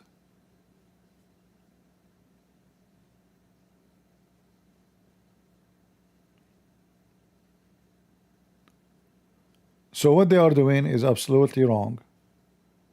They are not dealing with this situation good. They are being hypocrite. They are doing politics and nothing truthful in what they say in TV. Thank you. Well, earlier we spoke to our security correspondent, Frank Gardner, and asked him to put everything that's happened in the last few hours into global perspective. It unfolded very quickly, but it's possible that this is the high watermark of the US-Iran conflict. Let's hope so. Everything now depends on what Donald Trump wants to do. It's very clear that the Iranians decided they had to respond to the US air raid by the B-2 bombers. There will have been a debate between hardliners and more cautious, pragmatic people in the Supreme National Security Council of Iran. And some will have said, we need to hit them hard and fast and now, and we need to lash out in all directions. Others will have said, well, let's salvage this. Come on, let's face it, we are facing overwhelming force here. And the pragmatists seem to have won out, although it was very dramatic, and of course it is, on the face of it, an escalation. I mean, Qatar is furious. They're calling this a flagrant violation of their sovereign territory, and they're not going to be impressed by Iran saying, no offense to you, Qatar, you're a brotherly nation. But when they speak about Qatar being upset, this is a big fat lie. I assure you, Qatar in total agreement with Iran. It's a scenery, and this is why Qatar been chosen by Iran, not the Saudi, because Iranian and Qatar are very close friends. They did not attack Saudi Arabia because they don't want Saudi Arabia to respond. Saudi Arabia is not a friend to Iran. Qatar is the most close friend to Iran. Remember, Qatar and Hamas is the same thing. Iran and Hamas is the same thing. So they are partner in the crime. So the Iranian and the Qatari, they are making a scenery that we will say we attack in Qatar. The Qatari said, no problem, as long you will not hurt the Qatari, as long you will hit the American, and there's nobody there anyway, go for it. So now Qatar condemned the attack, for sure, this is what they will say in TV, but in reality, they called Qatar 2 days ago, telling them we will hit you tomorrow. Please take care, close your airspace. Like, did you ask yourself why the Qatari, they closed the airspace since yesterday? How they knew they will hit? Because they told them. A It's a mockery. that is retaliation for the recent American bombing of its nuclear facilities that was ordered by President Donald Trump over the weekend. These are pictures supplied by Iran, Iran's Revolutionary Guards, saying that these are images of missile launches. Iran saying they launched 6 missiles altogether towards Qatar. They've also issued a statement saying Iran will not leave any attack on their territorial integrity and sovereignty unanswered and under any circumstances. Qatar, for its part, confirmed there was an attack on their territory on the US base at Al Udeid, which is home to some 8,000 American troops. Qatar called it a flagrant violation and said that it reserves the right to respond directly. There are, though, reports, having said all of that, that Iran actually might have telegraphed the attack in advance to Qatar and even perhaps to the United States, with indications that perhaps this was really a largely symbolic attack. 6 missiles fired, Iran saying, a choreographed, performative missile strike, perhaps not designed to cause too much damage or too many casualties. Well, Al Udeid is the biggest American military base in the Middle East. It's the forward operating base of US Central Command in the Middle East. Hugely important, therefore. In fact, so... What a mockery. What a mockery. They are making fun of us.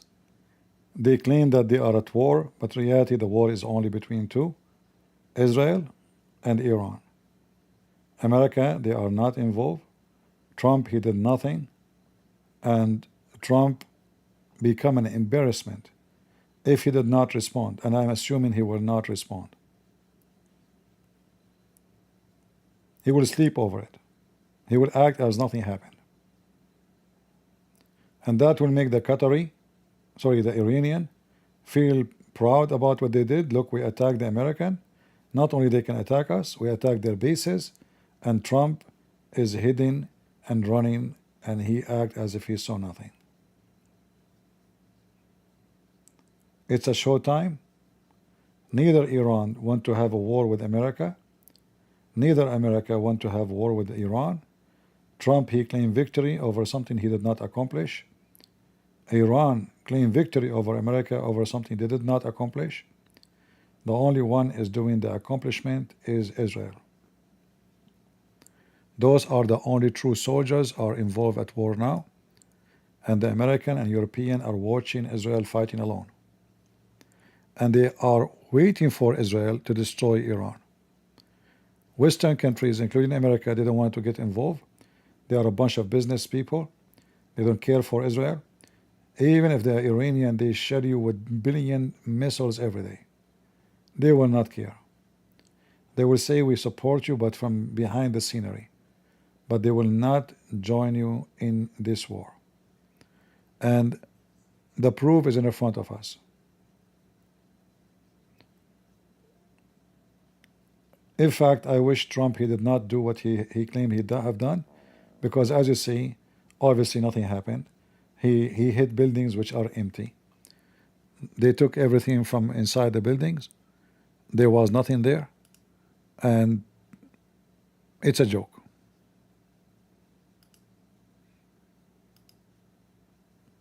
Those are trucks. They were there a day before the attack, taking whatever they need from inside this facility. I never heard of somebody want to destroy a very sensitive target, involve something we can carry, like we can move. Like this is not just like a machine they cannot move out. We are talking about things we can move.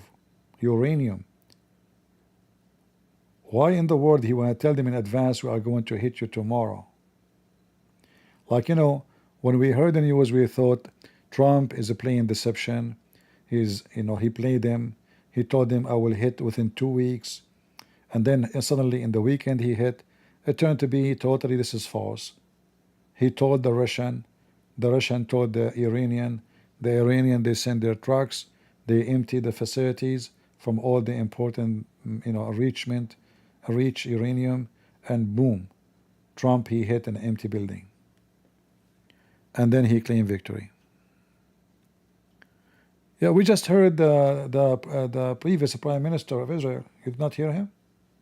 He was in the interview a minute ago. They asked him about that. He says, yeah, we will not be surprised. You know, uranium is a small amount. He can move it. You know, it's not a. We should not say this is going to be happen. We need to assist and see. You know, but this is the satellite pictures. Look how many trucks. Why the American? Why the Israeli did not hit the entrance of those buildings so nothing can come out? The Israeli, they said they cannot destroy the building, correct? Like deep, it's deep in the ground. Okay, what about hitting the entrance and destroy it? Trucks, they can go inside the building, down. The whole truck can go, not just individual. It's like elevator, you go take a, no, there is a road. The whole truck can go inside it. So why the Israeli, they are watching in the satellite, and the American, why they saw those trucks and they did not do anything?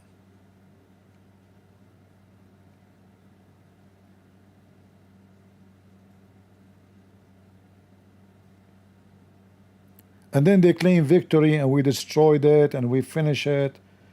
And then just wait, 6 months from now, maybe a year from now, we will hear the Iranian announce they have their first nuke. Fake victory, fake war, and fake accomplishment.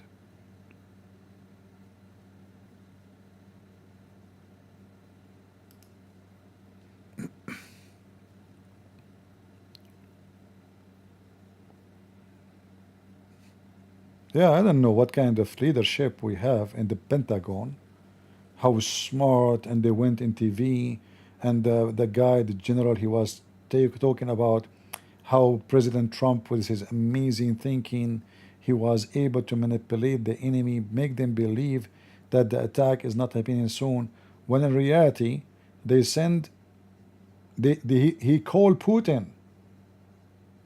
Like, you know, before the attack, the first thing I saw in the news, it says Putin command all the scientists and the Russian who work in those facilities to leave immediately.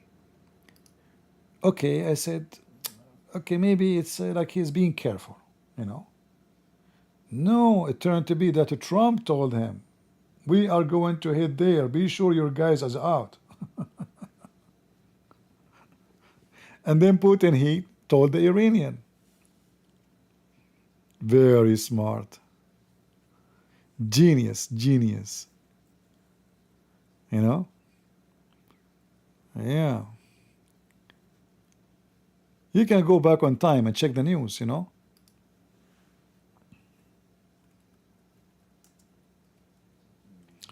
Let's see, hold on.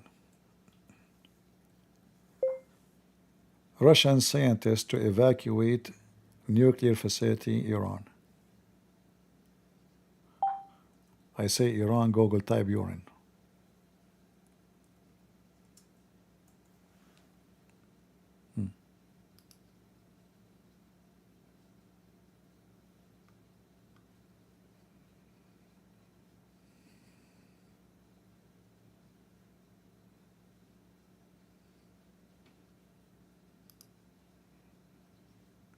When this news is, look at this.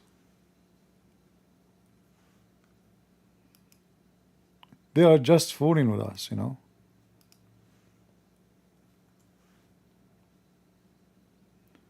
Russia pulls its scientists out of Iranian nuclear plant as Israeli strike threaten decades of collaboration. Okay, what time this happened? What is the date, guys? June 20.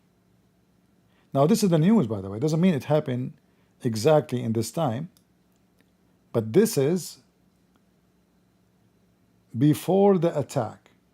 So the Russian, they did not move any of their scientists all this time. Imagine the Israeli are hitting all this time, and the Russian, they did not move one employee, which means nothing happening there. Only now, the Russian decide to move all their scientists out. because the American, they told them we are going to hit.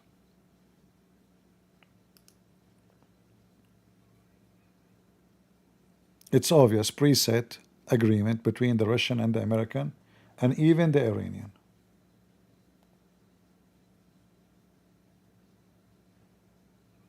Trump, he want to make himself a victorious. As usual, he liked to appear something special. He claimed he made victory, and in reality, it was a showtime.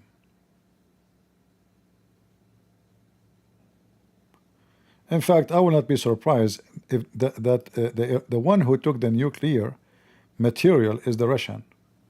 It might be the American and the Russian, they have an agreement. We will keep the uranium safe, and you go ahead. Is it possible? I think so. Because the Russians are involved very deep in this scenario.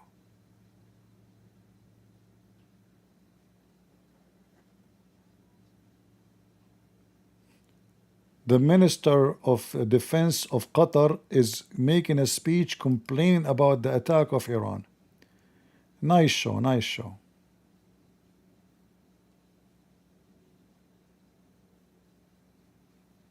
Very nice show.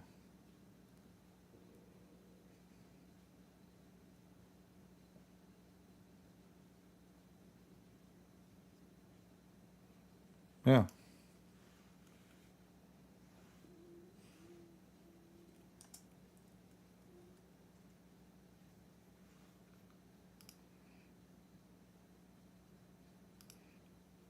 Let me show you.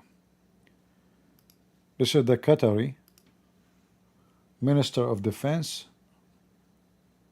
Oh no, he is speaking in the name of the Ministry of Defense. He just finished his speech.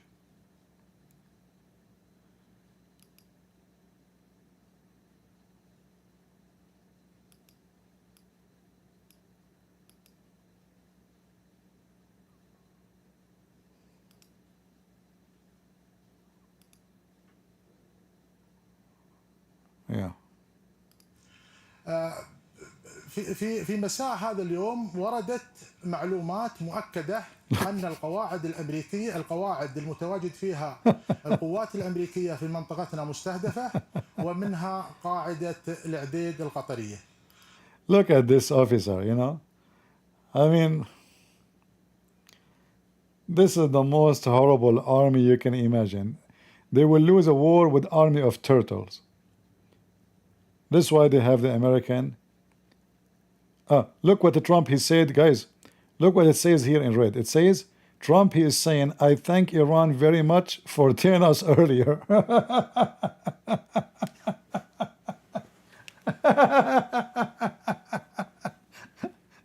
In red, it says, Trump, he said, we thanks Iran for telling us earlier. He sent a special thank you to Iran for warning the American that we will hit there. I mean, isn't this what I'm telling you? It's a joke. Have you ever heard of an enemy exchange thank you?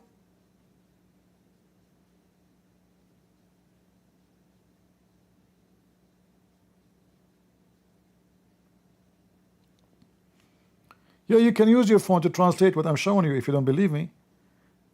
Urgent news, عاجل. Here it says urgent news, عاجل. Trump أشكر إيران على إبلاغنا مبكرا. I thanks Iran for informing us earlier about their attack. That is a very friendly war. You know, I mean, like, what is that? That's amazing, so beautiful, so sincere relationship.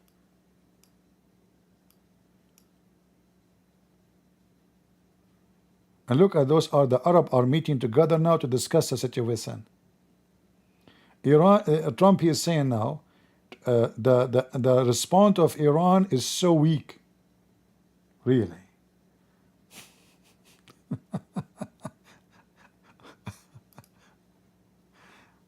Don't tell me he is live now. No, this is just from the news, just as the previous one. Yeah. The response of Iran is weak. Al Udeid in Qatar. Al Udeid Air Force Base, Air Base, military base in Qatar. Iran says it was targeted because it's outside of its location of populated areas. A U.S. military official telling Fox no missiles reached the base and there were no casualties, as just quoted by President Trump. Neither detail seems to deter Tehran. They are suggesting, a senior official is at least, that they are not done with retaliation. But Trump might be. A military source telling the New York Post, quote, Trump has no intention of striking back after Iran's failed retaliation. Meantime, the New York Times, confirming what was just written by President Trump, reporting the officials said Iran symbolically needed to strike back at the United States, but at the same time carry it out in a way that allowed all sides an exit ramp. They described it as a similar strategy to 2020 when Iran gave Iraq heads up before firing ballistic missiles at an American base in Iraq following the assassination of its top general. That confirms what we just heard from President Trump, that there was warning before these missiles were launched at an American military base. We're covering this with team coverage. We've got Texas Republican Congressman Austin Pfluger, retired naval. Just give me a break, you and Trump. All of you are a bunch of potatoes. He will not retaliate. It's a joke. It's a mockery. The Iranians are hitting houses and buildings in Israel, and Trump, he considers nothing is happening. All of this because he don't want to put his nose there. He will leave the Israeli fighting alone. Instead of taking the opportunity to show those people what is their size exactly and how you respect America, and you never dare to assault American. You see, when you don't do retaliate, you are giving a clear example for other enemies that American leaders, they fear us. This is not about, they hurt nobody, they told us. No, they did hit. Even if it's symbolic, they did. And this is the whole point of it. So why you allow them to get away with their propaganda? Why you don't hit them back? And show them anytime you hit us, we will hit you severely.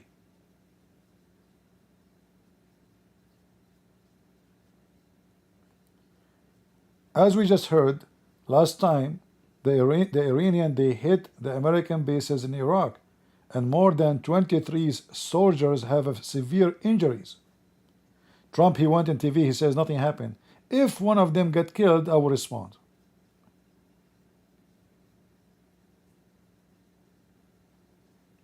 Potato. And this is why the Iranian regime is being so arrogant, and they act as if they are the strong and America is the weak. Very weak Western leaders are not good for our time.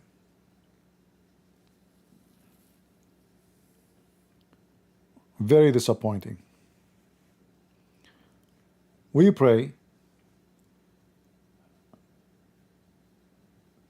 that the Iranian, they will make a bigger mistake. And then that mistake will force Trump, who is he potato, who he don't want to go to war, at least short one.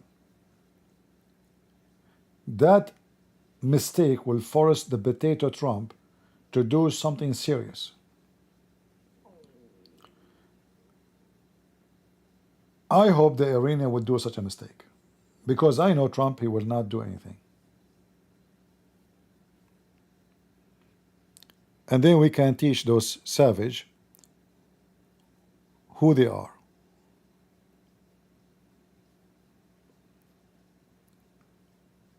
You cannot be nice and kind with savage. Nobody can win a war like this. This is not a war. This is a mockery of the American, mockery of the Israeli, abuse to the Israeli, abuse for the whole area. This country, Iran, is acting as if they are a superpower without having a nuke. So what will happen if they have nukes? What do you expect? Just imagine.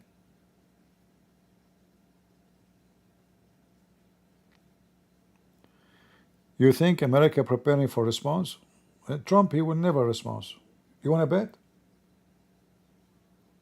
Do you want to bet? I know Trump.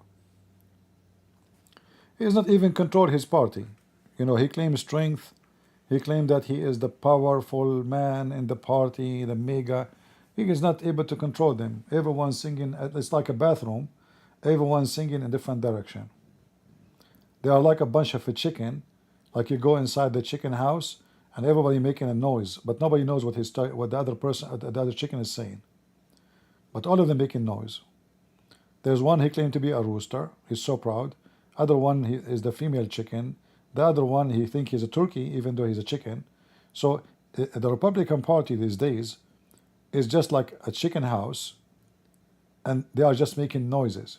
I mean, even the guy who they support to deport him, this guy, the pro-Hamas. Do you remember him? The guy, the pro-Hamas. They could not keep him in jail. They could not even deport him.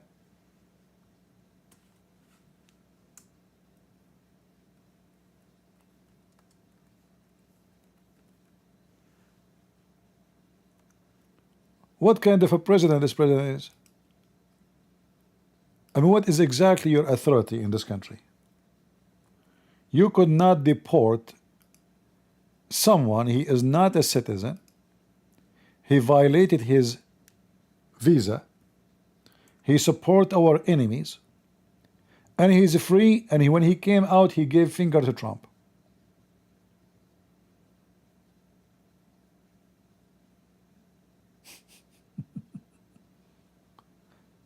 Have you ever heard of a president he could not deport one person? One guy? Palestinian guy?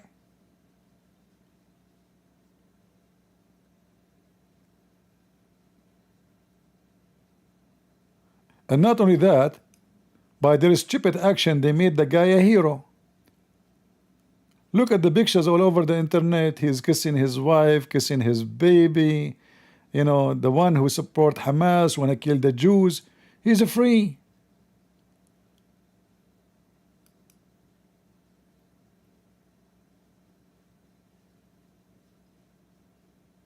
And he is laughing at Trump.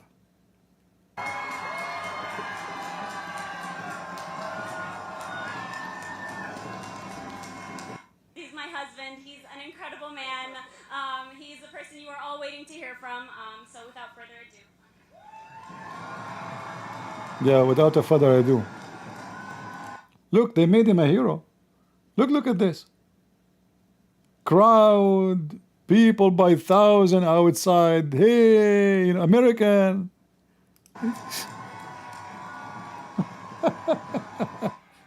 Well, who is Mahmoud Khalil? Who is he? Piece of shit. That's what the administration has tried its best to portray me as someone who's violent. No, you are not. Mahmoud Khalil is a human rights defender.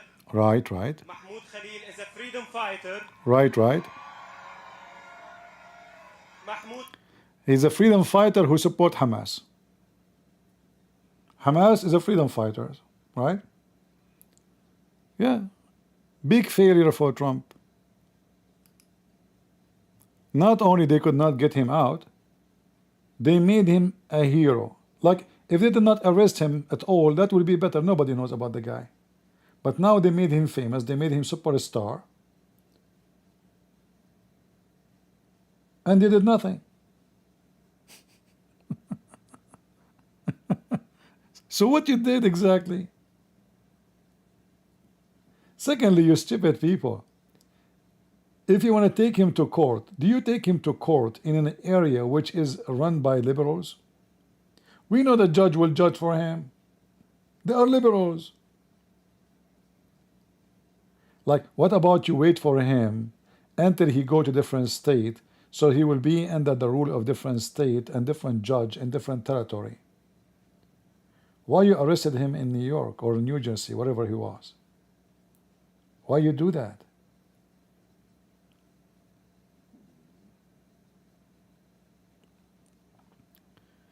No, the Democrat not. You see, the Democrats are stupid, no problem, but the Republican are not better. Obviously, the team who is taking the case are a bunch of stupid.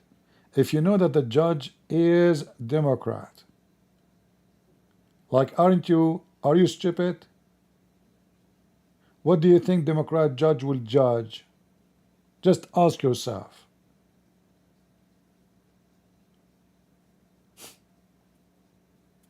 So why you arrested him when you know the judge is going to be Democrat? Why even you arrested him in such a way? Why you do that? What about you take him right away to the immigration judge, not those judges, all the other charges they're trying to talk about, you know, they have, okay, he defend Hamas, etc. But this is liberal judge, he defend Hamas too. The judge who is going to judge him, he support Hamas. So we have a big problem in this country, and Trump administration, they are facing failure after failure. I mean, just such a stupid case they could not. The minister of Rubio, Marco, it is his authority to cancel the visa of anybody without any excuse, and no judge can do anything about it. Nobody. You do not need even to give excuse. You see, if you rent, like, I don't know if you have ever been renting an apartment. If you rent an apartment, like I sign, it says that there is a 30 days notice that either party can kick you out, which means you can tell the owner you are leaving after 30 days, which means in this case you are kicking the contract out, or the owner of the house or the apartment, he can kick you by giving you a note of 30 days evacuation. In the case of visa, the foreign minister or the Department of State, they can cancel your residency anytime because you are just a guest. You are nobody. This is the sovereignty of the country. They have the right over what they gave you. They can take it back. There's no need for judge. There's no need for court. There's no need for any of this.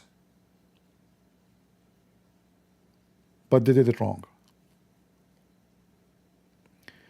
Jesus was a Jew. Is that right, CP? No, Jesus was not a Jew. Jesus is the God of the Jews. Only naive people, they say it in such a way. Because if Jesus says before Abraham, I am, that means when the grandfather of the Jews was not exist, Jesus was exist. So only dummy people say Jesus was a Jew. And you are a dummy. Do you want me to make you famous?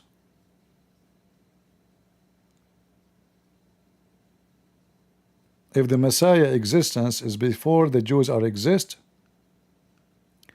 Mary was a Jew, for sure she was a Jew, and Joseph was a Jew, and David and Moses, yeah, sure, but not Jesus, because the birth of Jesus have nothing to do with his existence.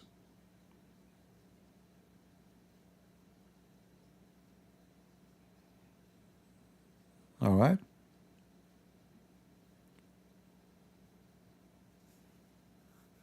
If Jesus says, Father, glorify me, I was with you before the world was in unity, before the world, yeah. What Jews?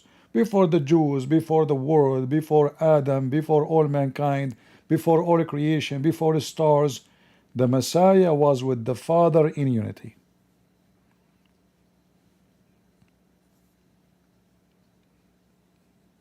All right.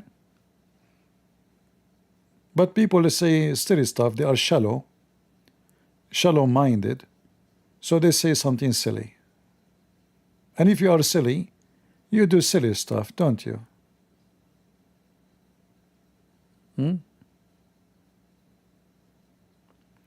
My criticism to CP that he don't understand a free speech.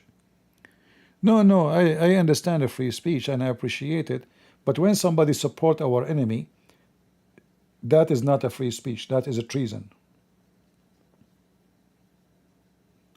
You must be stupid to allow your enemy to take over your country under the word of free speech.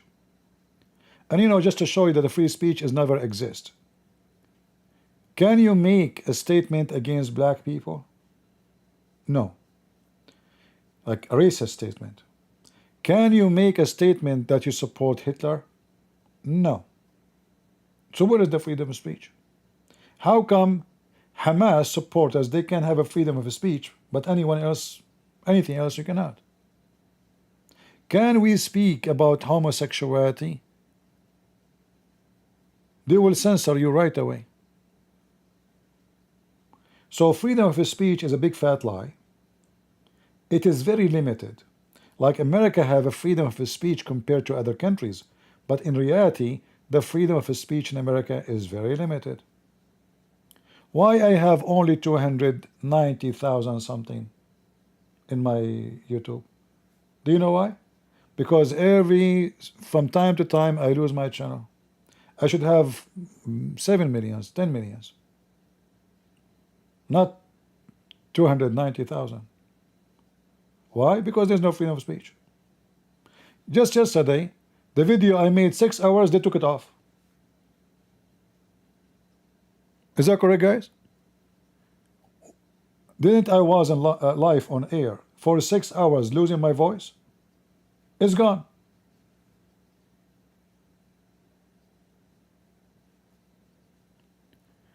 They will find any reason to censor you. Your President Trump himself, they suspend his account in YouTube, in Facebook, in Twitter. And you want to fool yourself and you say there's a freedom of speech if the president himself don't have a freedom to speak. The most powerful man in the country, if not the world, he cannot make a post in YouTube. And you're telling me there's a freedom of speech? You know, stop fooling yourself, please. Yeah, the problem, Christian Prince don't understand the freedom of speech. Freedom of speech, my butt, my friend. You are just fooling yourself.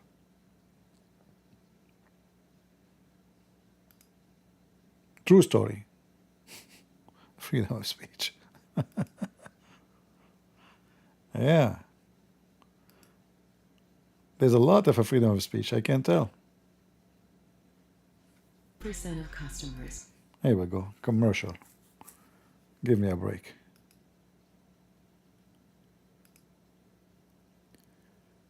Is this attack on Qatar gonna divide into war or Shia Sunni? My friend, they attack nobody. What attack on Qatar? This is just attack on the space. They hurt nobody. They did not even kill a chicken. They told the Qatari 2 days in advance we will attack you, but this is fake. It's just to make ourselves responding to the American. There's no attack. Do you really believe what the title says? Qatar is the most close friend to Iran, and this is in total agreement with me and both of them. Don't fool yourself.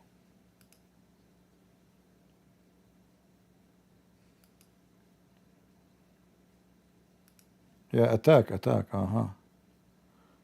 I believe them. You know, when you are naive, you believe everything you see in TV. Planning parlance, we use things like degrade, destroy, deter. Now, if you listen to the Joint Chiefs General, Dan Kane, who spoke over the last 48 hours, and he gave a very nuanced representation of what those strikes were about, including what aircraft were involved, where the packages were involved, where they got airborne from. But he used nuanced language like severely degrade. And I think when you're putting 6 GBU-57s, the massive ordnance penetrator bombs, onto the same target, then that's obviously going to have some sort of degrading effect. But you know, in terms of your point, Ben, you know, what is the outcome? What is the bomb damage assessment, and what does that mean in terms of? Just give me a break. Blah blah blah blah. Too much talk. Trump, he posted in social media, congratulations world, it is time for peace. See? It's time for peace. So what the heck does that mean? Israel is burning. They just attack your base in Qatar. It's a time for peace. What this guy is talking about?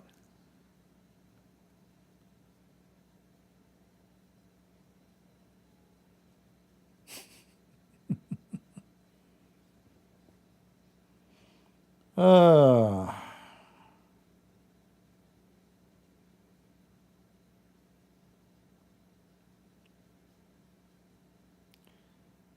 Lord have mercy. I would like to thank highly respected Emir of Qatar, the supporters of Al-Qaeda and Hamas, and the one who gave them a lot of money for all what he has done in seeking peace for the regions. Yeah, the Prince of Qatar, he is mean, he loves peace. The Prince of Qatar is the most powerful piece of shit in the world. Right? It does go down. What the heck is that? He want to sell a t-shirt? America? All right. Iran has officially responded to our elaboration of their nuclear facility with very weak response, which is we expected, and have a very effective countered. There have been 14 missiles fired, so they sent 14, not 3. I thought 3. 13 were knocked down, and one was set free because it was headed to non-threatening direction. I am pleased to report that no American were harmed and hardly any damage was done. Most importantly, we have gotten it all of their out of their system. What does that mean? And they will hopefully be no further hate. Man, I want to thank Iran for giving us early notice, which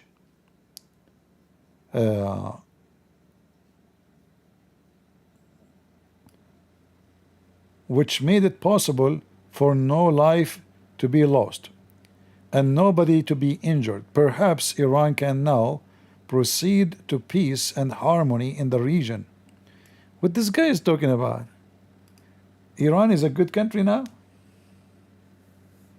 Proceeding for peace?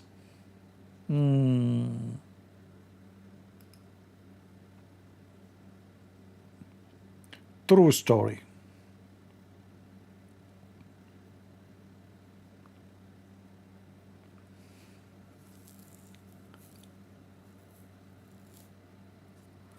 True story. And the Iranians, they are saying, we send a clear message to the White House. Guys, that is just funny and stupid. That is really so dumb. I don't know who is the dumb. I mean, who is more dumb, the Iranian or the American? Trump or the mullah? Who is really the most dumb here? That's so dumb.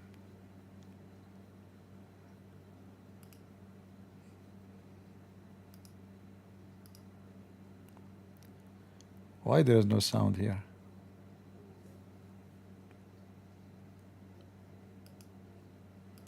I don't know what happened in this channel here. There's no sound.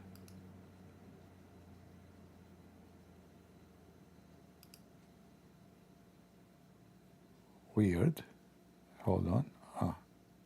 Israel strikes. We understand over 700 Iranian civilians have been killed in these strikes over the course of the last week or so. Israel has also spoken about regime change, but ultimately, when the Iranian public is currently, there is no love lost, by the way. The bulk of the Iranian people are, no love lost between the regime and the Iranian people. And we've seen over the course of over a decade, going back to 2009, when people have been protesting against this regime. But ultimately, with Israel's actions, it certainly doesn't put Israel in a favorable position when so many civilians in Iran have been killed as a result of these strikes. So first, let me be very clear about it. We have nothing against the Iranian people. On the contrary, we respect them, we pray for them, and we targeted military sites. And if there were any civilian casualties, we regret that. We have the precise ammunition, and we targeted nuclear sites and military sites. Regarding the regime, it's not up to us to decide whether there will be a regime change or not. I hope it will happen for the people of Iran. They are the one who suffered for 46 years, and they are the one who paid the price since the revolution. So I hope that for... I have to say, I like the Israeli accent. Anyway, you see, as long as you're a great casualty, you will not win the war in the way you should. It's a war, potato. What we are a great casualty, and our war is not against Iranian. What the heck does that mean? I mean, I understand diplomacy, that you don't say what you want to do and you don't do what you want to say, or what you say. But give me a break. Just give me a break. Even my stomach don't like what you are saying. The enemy wish to eliminate every single one of you. Death to America, death to Israel. And then the Israeli have to be politically correct. The thing that so we saw in Israel, we regret any casualty because simply we are trying not to take a casualty. So and this is why you're not finishing the war fast. You call them, you tell them we want to hit this building. And then the terrorists, they run away. You call them, you say to them, we want to hit this building, they take the uranium out. When those people will learn that you cannot win the war by wearing a suit, it's a war. Do you know what war means? In war, people die. It's a war.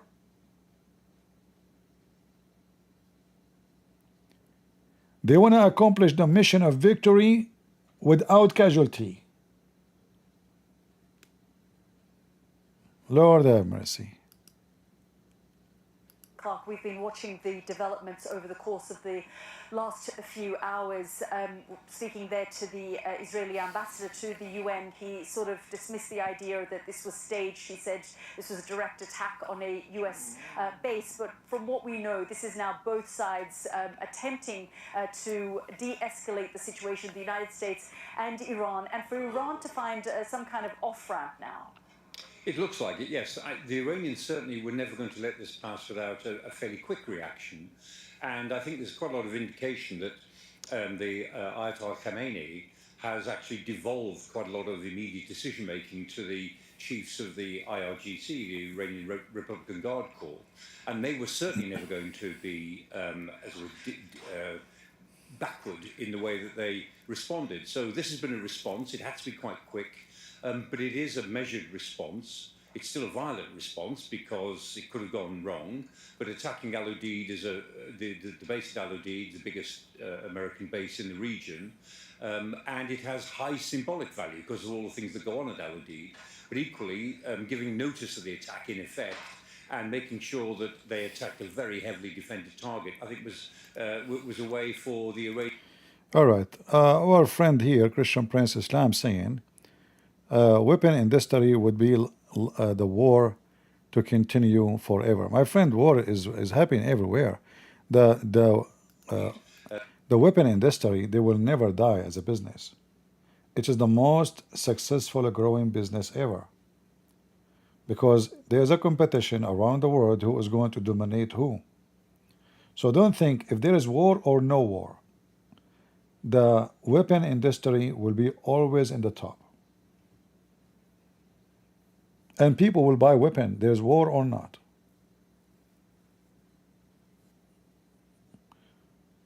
If you think that war will make weapon, you are mistaken. They make it anyway. The buyers are there. Because everybody is scared from everybody. Those are people in Qatar who are running in the mall. See how people get scared like rats, easy? You know? Even the attack have nothing to do with those, you know. But people. Everybody chicken out. Abdul. Run, run, run, run, run. Yeah, yeah, yeah.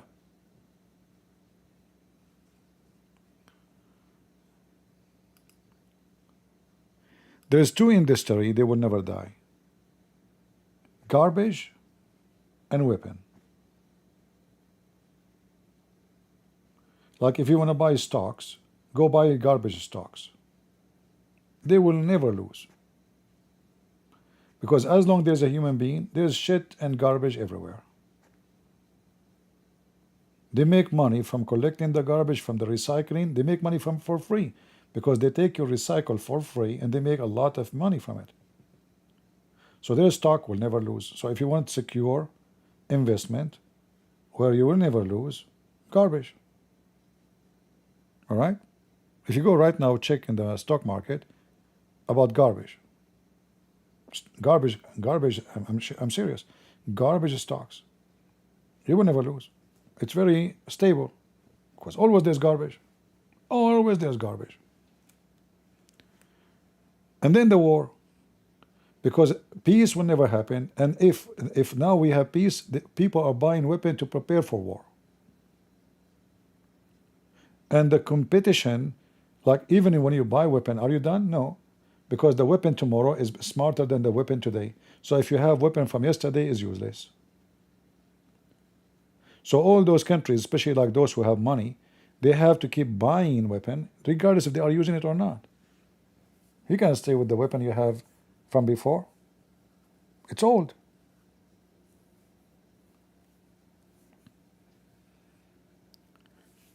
Like now the Saudi, they are ordering, I don't know how many airplanes from USA.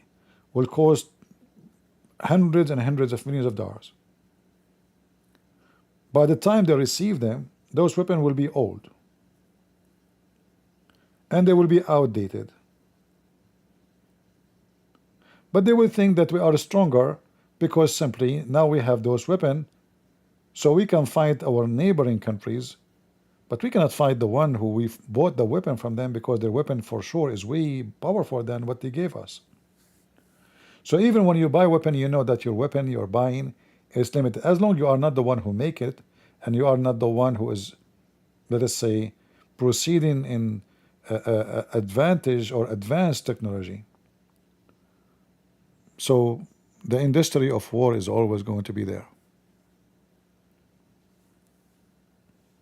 We'll never die. There is war, there is no war, doesn't matter. And you know, in case you do not know, that even there is some weapon or ammunition the army destroyed if they don't use them for some time. Which means they consider them expired. They consider them risky even to keep or to use.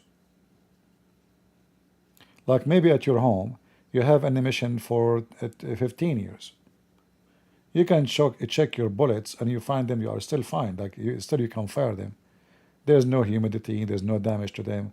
You can fire them still. The bullet's still fine. But in the army, it's not the same. Only very poor armies, they use very old ammunition. So you don't go to war, you go to war, those ammunition have to be replaced. When I was in the army, I will give you just an example about how much even waste Department of Defense they have. I returned my computer.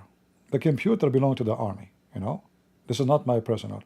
But when they gave me the computer and the ID with it,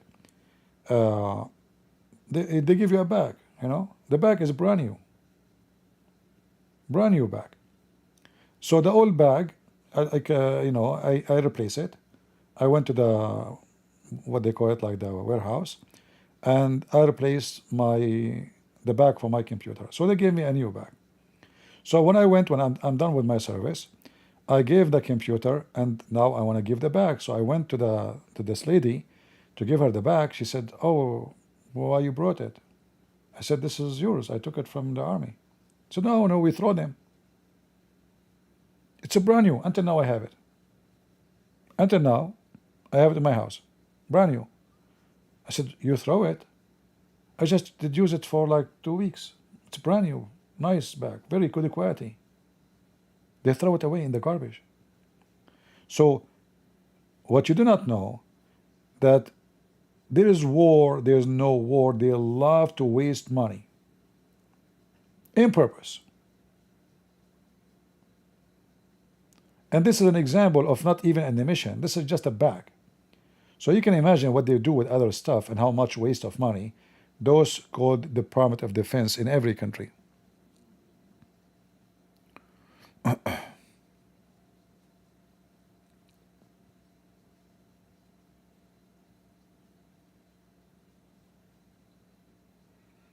Yeah, me myself, actually, I said I should complain, but I will complain to whom? Who's going to listen to me, I took it. I brought the bag with me. I said, "Are you sure? So I can keep it?" He said, "Yeah, keep it." I said, "Can you give me a paper that I don't want to be accused that I took something not mine from the army?" They said, "Are you kidding me? Just take it." Yeah.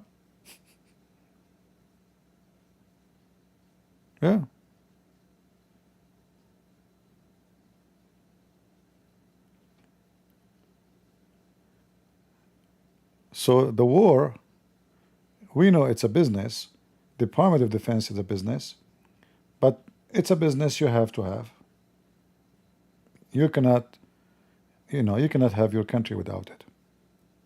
All right, it's a must. Less certain.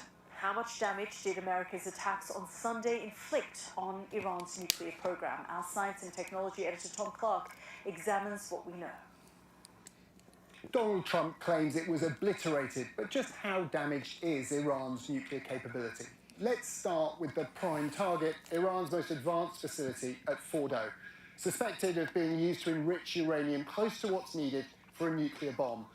Using plans seized by Israeli spies in 2018, analysts suggest this could be the layout of the tunnels under the Fordo site.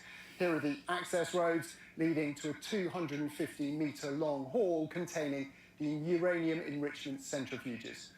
An assessment of this kind almost certainly influenced the targeting of at least 3 bunker-busting bombs to these 2 specific locations above the buried facility. Ventilation shafts may have been used to allow the bombs to penetrate as far as possible to get to the buried centrifuge hall beneath. But how much damage was actually done remains unknown, and it's more than likely any stockpile of enriched uranium there was removed before the strikes. Then there were the attacks on the facility at Natanz. Israeli raids we've outlined here in orange almost certainly targeted surface buildings, including stores of enriched uranium. However, post-strike radiation monitoring suggests there was little, if any, material there. At the weekend, the Americans dropped bunker buster bombs in this yellow area, targeting thousands of enrichment centrifuges operating in bunkers below. Then there's the Isfahan complex. Again, Israeli missiles destroyed a number of buildings outlined here in orange last week. And at the weekend, US cruise missiles targeted others, including the uranium conversion plant. Yeah, they can talk about it for the coming century, but time will tell if all of this was successful or not, because we might hear in the soon future that Iran announced that they have accomplished their first nuke. All of this now, they are claiming they did what they have done, but really nobody knows. The only thing we have to wait for the future to see how truthful the news is. All right? Don't listen to the news and don't believe the news. Do you think Israel will allow Iran to have nuke? You see, Israel still is limited in their ability. They are doing their best, but the problem is Iran is a massive country,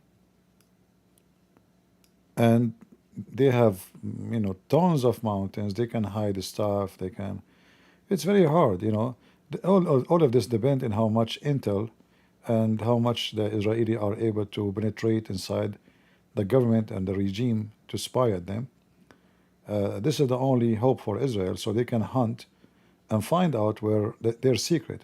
But if the Iranian they were able to hide their programs, like maybe there is something they don't know about, So this is what I'm saying. Like, we do not know how much Israeli are successful to hunt with their spies all the secret of Iran.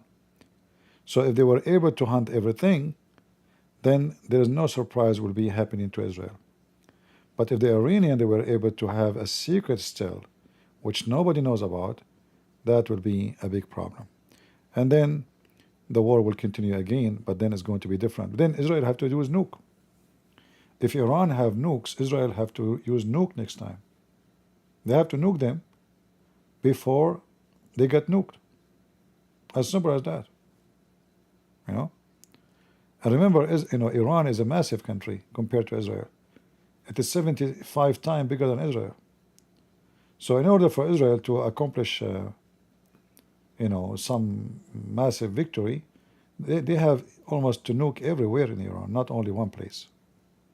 And even that will not guarantee them that Iran will not be able to accomplish sending a missile or warhead have nukes in it. You see, today, 10 missiles were able to penetrate through the defense system of Israel. 10. So imagine if one of them have nukes. Right? 10, not one. Yeah.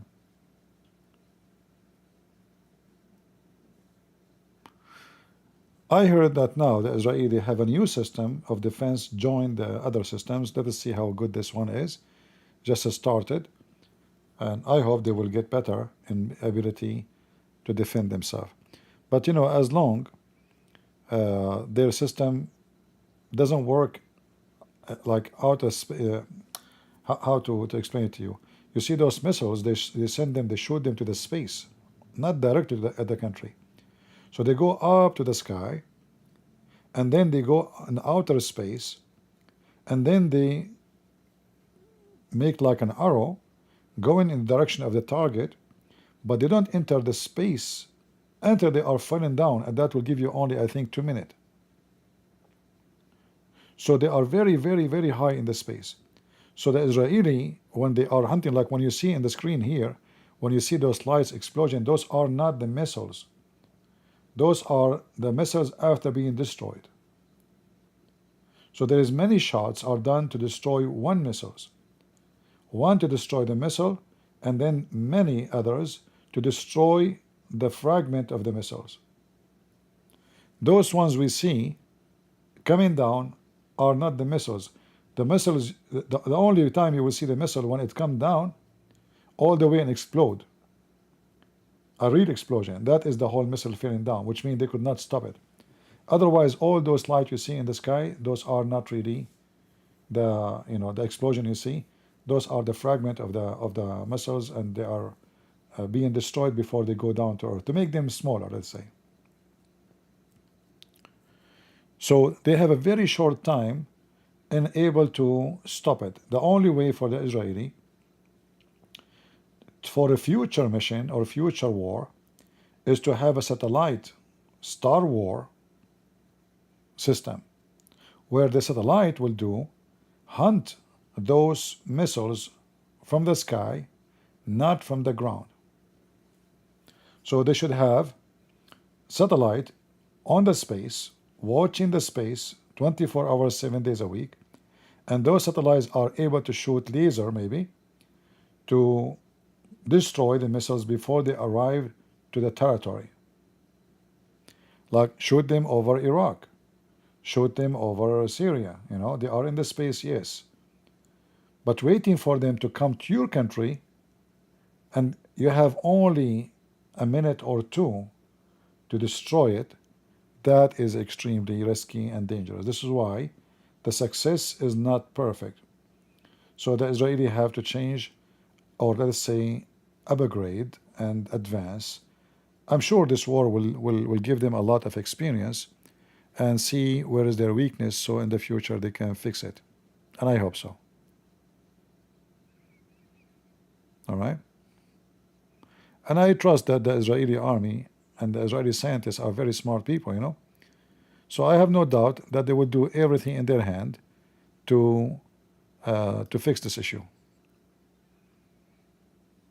I'm very sure about it. But as always you say, not everything you wish you can have. You know, it can be not. You know. It might take long time. It might take short time. But I know that the Israeli, they have the top scientists in the world. So if the Israeli could not do it, nobody can do it then. And now we heard about the Golden Dome Trump want to build over USA. And this is the whole purpose of it. They will use satellite, as I said, not a system in the ground only. So there's satellites who they are monitoring, and they will be firing. Like you see, the war in the future will be totally different from the war now. Like, you know, Trump, he introduced the F-47, I think he called it, right? 47. So this airplane have an army of drones fly with it. Drones. And this airplane is an AI. There's no captain in it. And this AI airplane control all the drones. So when there's a war, they will send one of those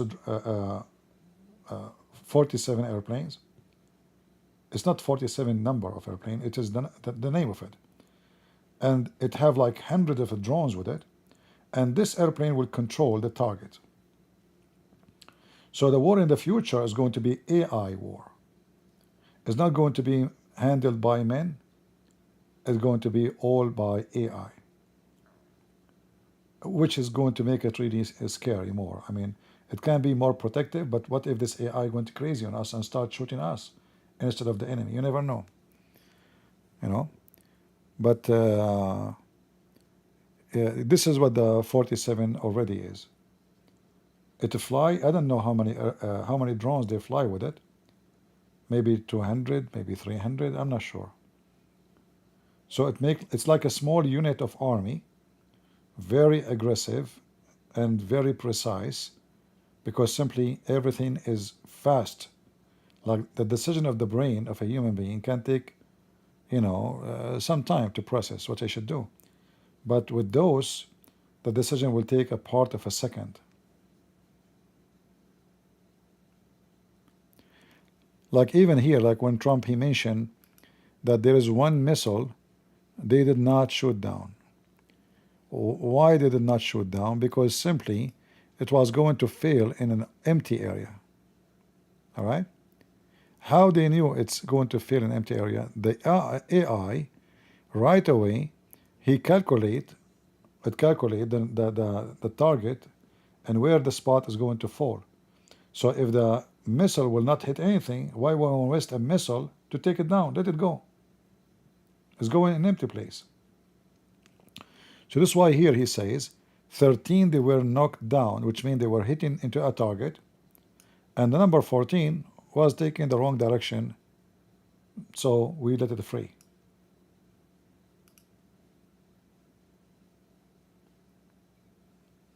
All right.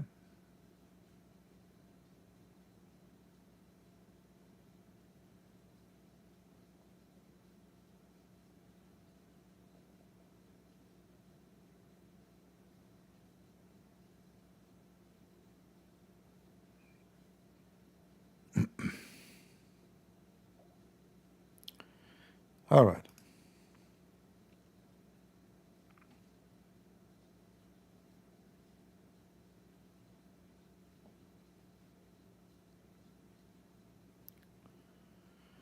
We have people in the chat, they keep talking about the Jews. I see.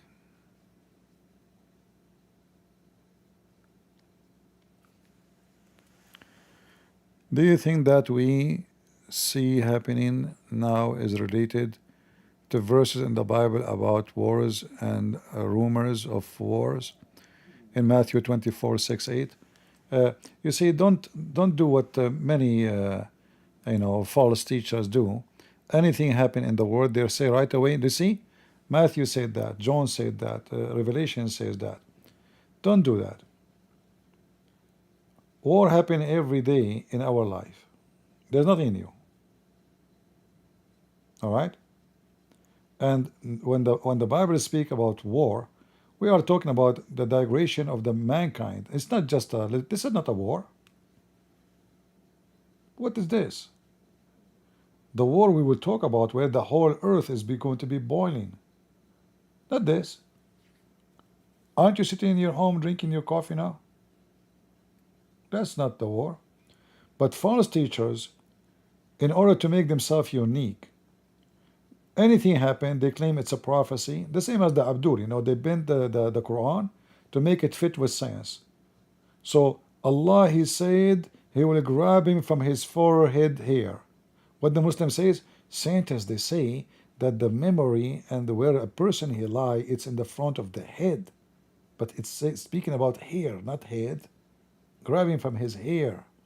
So don't do what those people do. We are not Muslims. We are not shish kebab. We are not Abdul. Don't apply anything you see in the news right away to the Bible. All right? We are not desperate for a prophecy. Our book is the book of the prophets, and everything there is true. But don't, like if you go check right now, how many Antichrist there is. Trump is Antichrist, Obama is Antichrist, Clinton is an Antichrist. Each time somebody comes, they make him Antichrist, right? So like this is like a non-stop, Antichrist. Kamala Harris, yeah, we know like anyone who, the Bible says, whoever deny the Father and the Son is an Antichrist, but he is not the Antichrist. There's a big difference.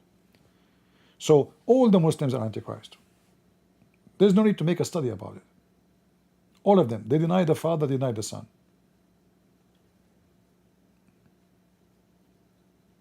But businessmen, who they are trying to apply anything in the book on an event happening today to get the attention, the crowd. How I can make you listen to me? I have to make you excited. I have to make you like alarmed. So you will see a lot of people speaking about prophecy alarm. There's a guy in YouTube, he's a Christian supposedly, prophecy alarm. He go live. Iran is hitting, I'm sure he's live right now. I forgot his name. I'm not trying to put him down, but this is false. Prophecy alert. And right away he start posting for you verses from here and verses from there. And those verses will be used in the time of the Persian, 2,000 years ago. And they will be used 500 years after. And they will be used 10,000 years after to prove a point.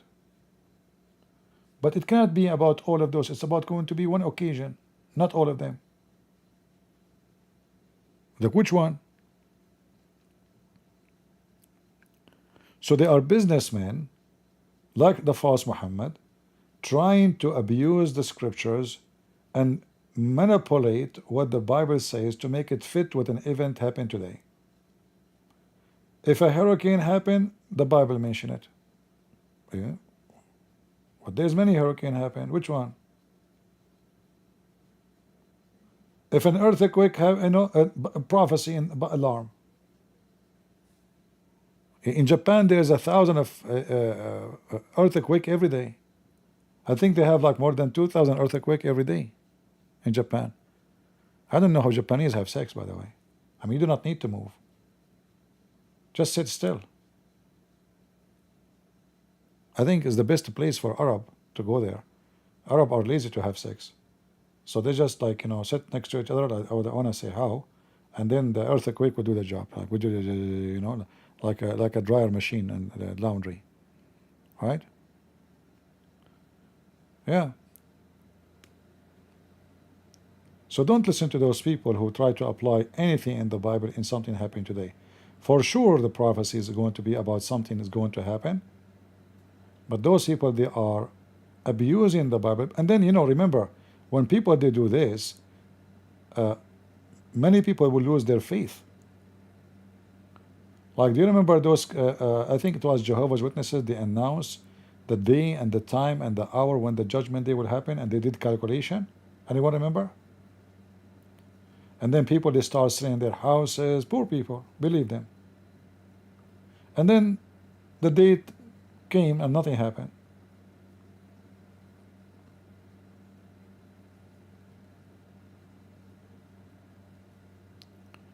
So those people, they damage faith. They don't help it. It's like, the story of the shepherd and the wolves. So this guy is an idiot. He's a shepherd. He think it's fun. Hey, the wolf, the wolf. The whole village come. The whole village get alarmed. They come to help him. I was joking with you, Second time, the wolves, help, the wolves. The whole village came to fight the wolves with him. There's nobody. He was joking again. The third time the wolves, they came. He screamed his ass, man, nobody show up.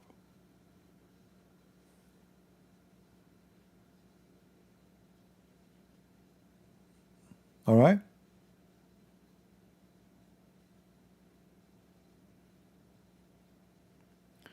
What this potato is saying, Jew, zoo, you. This guy, he have a mental issue, obviously. Let us send him to the zoo, as long he is trying to insult the Jews. Look like he is from the monkey land. Let me send you back where your mom, she gave birth to you. Stalin.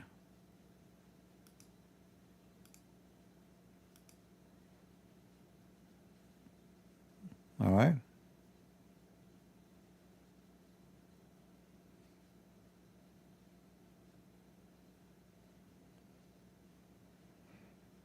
Now you are inside your mama again. And may your mama bless you with her sweet juice. As Prophet Muhammad said. Isn't it your Prophet, he says, until she tastes his juice and you taste her juice? Do you want to call me and tell me how your daddy tastes your mama juice? How your mama juice tastes? Have you ever heard of a prophet speak about your mama tasting the juice of the man and the man tasting her juice?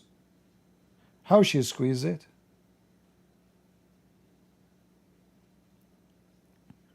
You want to troll us, Abdul? And you could not find a place to troll except here? I assure you are in the wrong location. I will wipe the floor with you. No, I'm not joking. This is what Muhammad said. Muhammad, he taught Muslims that if a woman, she is divorced 3 times, she cannot go back to her previous husband until the new husband if her, and he tastes her juice and she tastes his juice. You think I'm joking?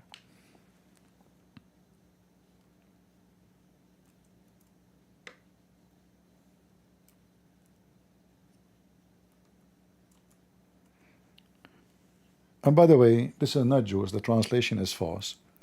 It is the semen. Until he tastes her semen, she suck it, and until he tastes her juice, which is supposedly Muhammad, he claimed that women, they have semen in her vagina.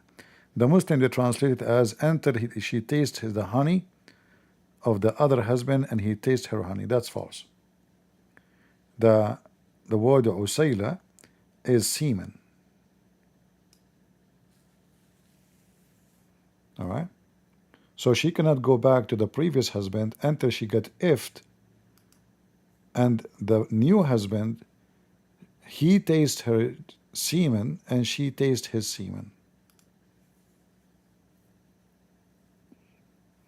Very porn religion. Pornographic.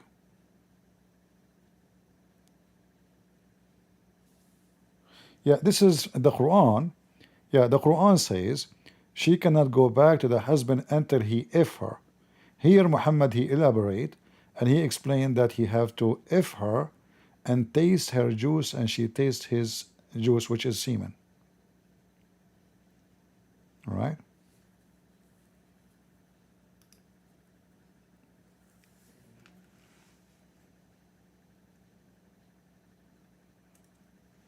Very, very hippie sexual cult.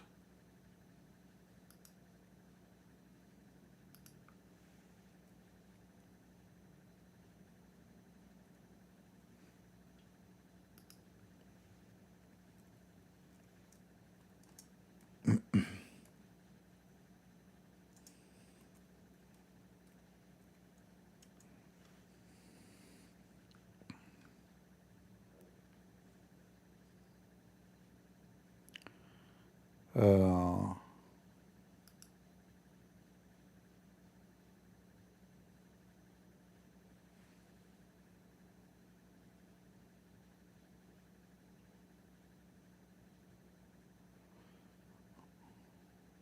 let us see.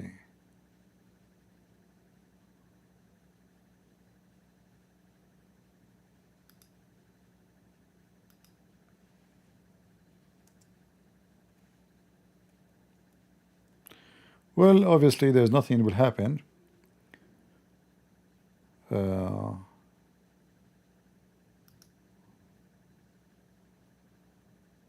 That is the news for today.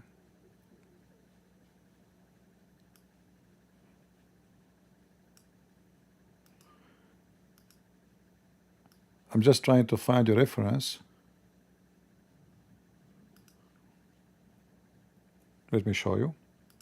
Because a Muslim, he might say, here it says, taste his honey, and he tastes her honey. It doesn't mean semen. Christian Prince is lying to you.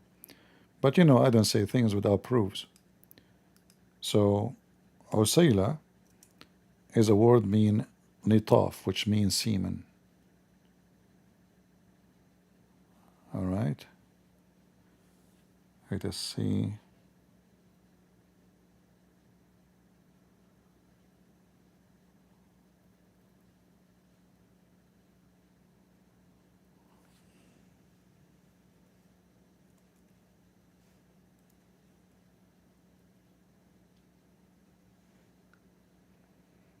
Give me a second.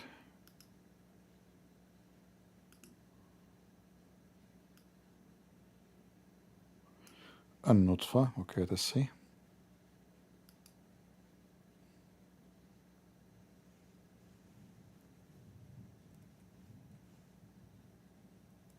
Here we go.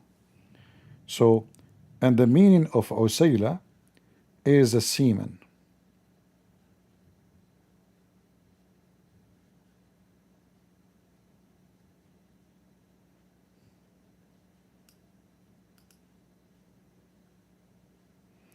Let me try to make it shorter so we can apply the audio.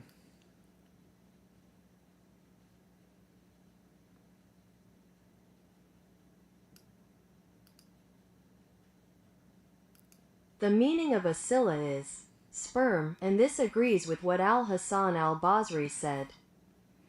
See? So what is the meaning of Usayla, the one in Arabic? Is semen. She tastes his semen, and he tastes her semen.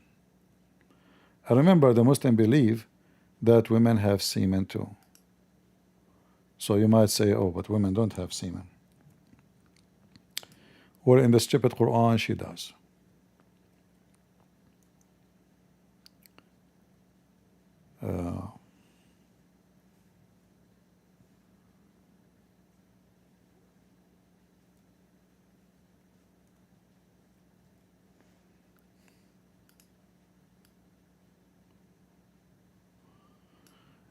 All right, I think we have enough for today. What do you think, guys?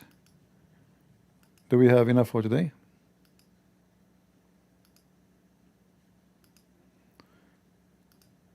Very sexual, filthy Muhammad.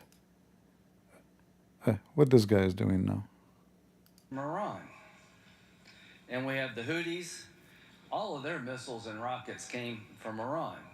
We've got Shiite groups in Iraq funded by Iran.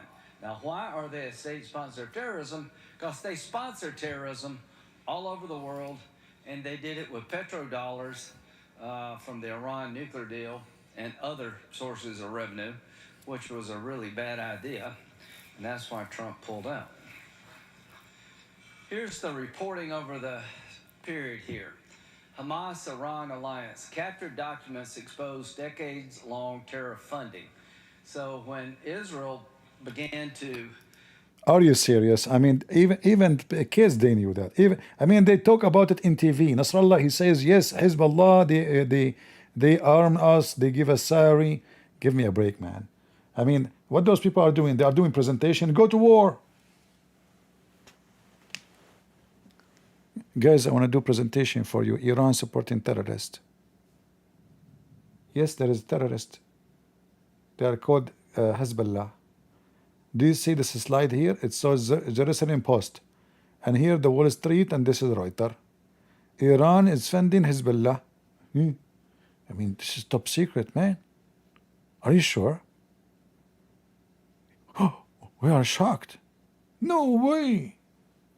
Wow. We should do something about it. Where is my gum? Where is my gum? I need to chew it. Yeah, I need more. Okay. Now I feel better. Okay. I'm angry. Seriously, Iran supporting terrorists? Are you sure, Senator? And you brought those with you to the Congress, to the senators? I do not know, huh? They never heard of it. Like they killed 250 soldiers 20 years ago, 30 years ago. Didn't know about it. Oh, they attack our bases, they kidnap our soldiers, they kidnap American, they took hostages. Now they are in the... Chew it, chew it. You want gum? If you want gum, let me know. Huh? No, I'm not eating. This is for my throat. It hurting me from speaking for many hours. I don't eat gum, actually.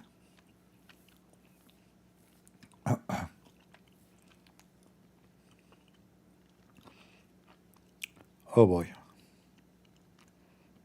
I'm not eating. This is called Eclipse. Eclipse. You can buy it from Amazon.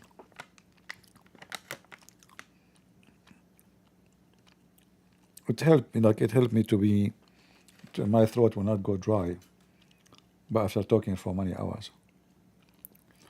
But I cannot use it when I'm live. I use it when I am out. I'm done. You guys keep me here for 10 hours. Okay? But I don't have those slideshows, like the senator. You can try it. It's cheap, actually. I think I bought it for $7. It have 180 from Amazon. Search it. It's called Eclipse. By the way, this is not. This channel is not sponsored by Amazon. I mean, you cannot watch one channel in YouTube. They are not sponsored by somebody. You cannot even. They are so mean. I hate those channels. I mean, even the guy who's supposed to sound good, like talking about this video sponsored by the battery of shish kebab. If you are worried about your battery dying, you better try this battery. And I assure you, he never tried. Like, imagine Sam Shamoun making an advertising promotion for shampoo.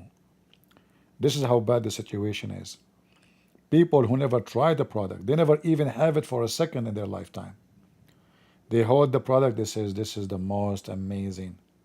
It have vitamin C and D and C and shit. I mean, all the things you need. Try it and you will be like a horse. By the way, the doctor told me my health is not doing... I mean, the whole video is talking about his health is not doing good. And then this vitamin, so good, Anyway, and people buy, you know, just promote something for them, right?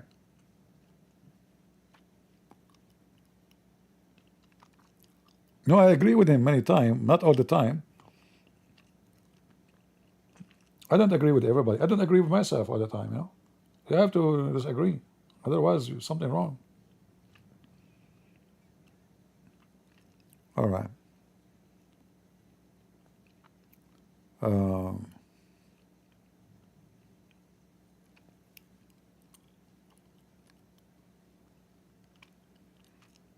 Middle East, Arabic, born Arabic speaking Christians love our hummus.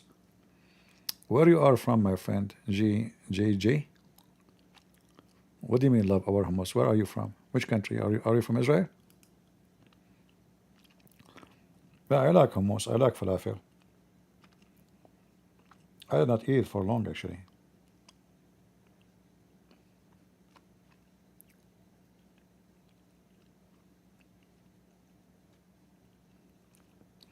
No, Zakir Naik is not. Zakir Naik now he's busy. He is, you know, doing some stuff we cannot talk about. Christian Prince, first of all, you are lying. I am not busy. I was in the bathroom taking my peanut 3 times. Zakir Naik, I was just trying to cover you up. I know you are shaking your penis 3 times. By the way, why the Prophet says shake your penis 3 times after you piss? Christian Prince, first of all, because the Prophet Muhammad is teaching us how to be very clean. What do you mean very clean? Your Prophet, he used to take shower with dead dogs and women blood from garbage and stinky stuff. I mean, women blood. And you are saying to me the Prophet teaching us how to be clean? Christian Prince, first of all, the Prophet, he was doing that for a purpose. What is the purpose? Because simply, the Iranian and the Israeli, they were at war. Look, what does have to do with this? What Iranian and Israeli have to do? What war? Christian Prince, the war between the Persian and the Israeli and the dudes, they always exist. So Prophet Muhammad, he jumped in the dirty water. He jumped in the dirty water. Exactly. Because the missiles were flying. I was wondering why Prophet Muhammad, he jumped in the sewage. It turned to be because of the flying missiles. Christian Prince, this is the first time you said something truthful. Like, Abdul, what's wrong with you? There's no missiles in the time of the Prophet. Are you okay? Christian Prince, you are so stupid. At the time of the Prophet, people, they do fart. And they fart a lot. They fart.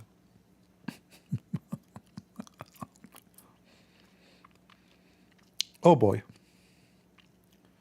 Yeah, Prophet Muhammad was very clean, you know, to the point he jumped in the garbage. He must be very clean. Where is the picture of Muhammad in the garbage? Here we go.